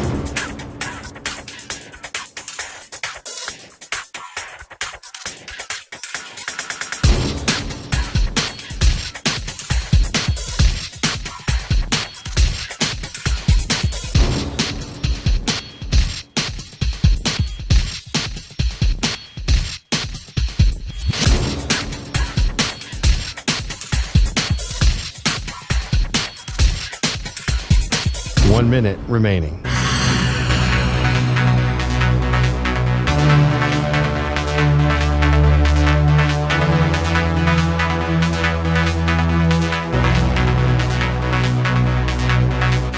Forty-five seconds remaining.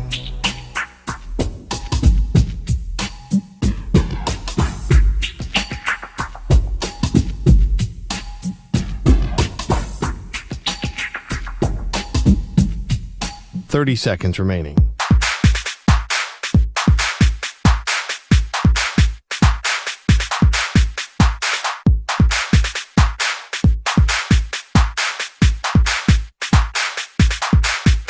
Fifteen seconds.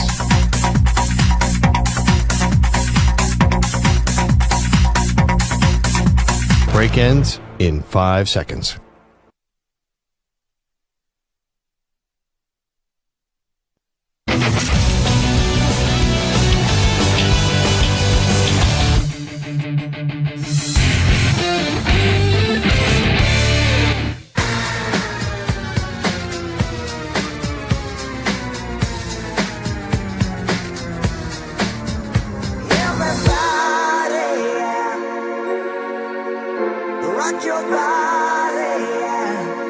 Hey, this is Howie. And this is Nick. From the Backstreet Boys. And you're listening to the Zach Gelb Show. And guess what?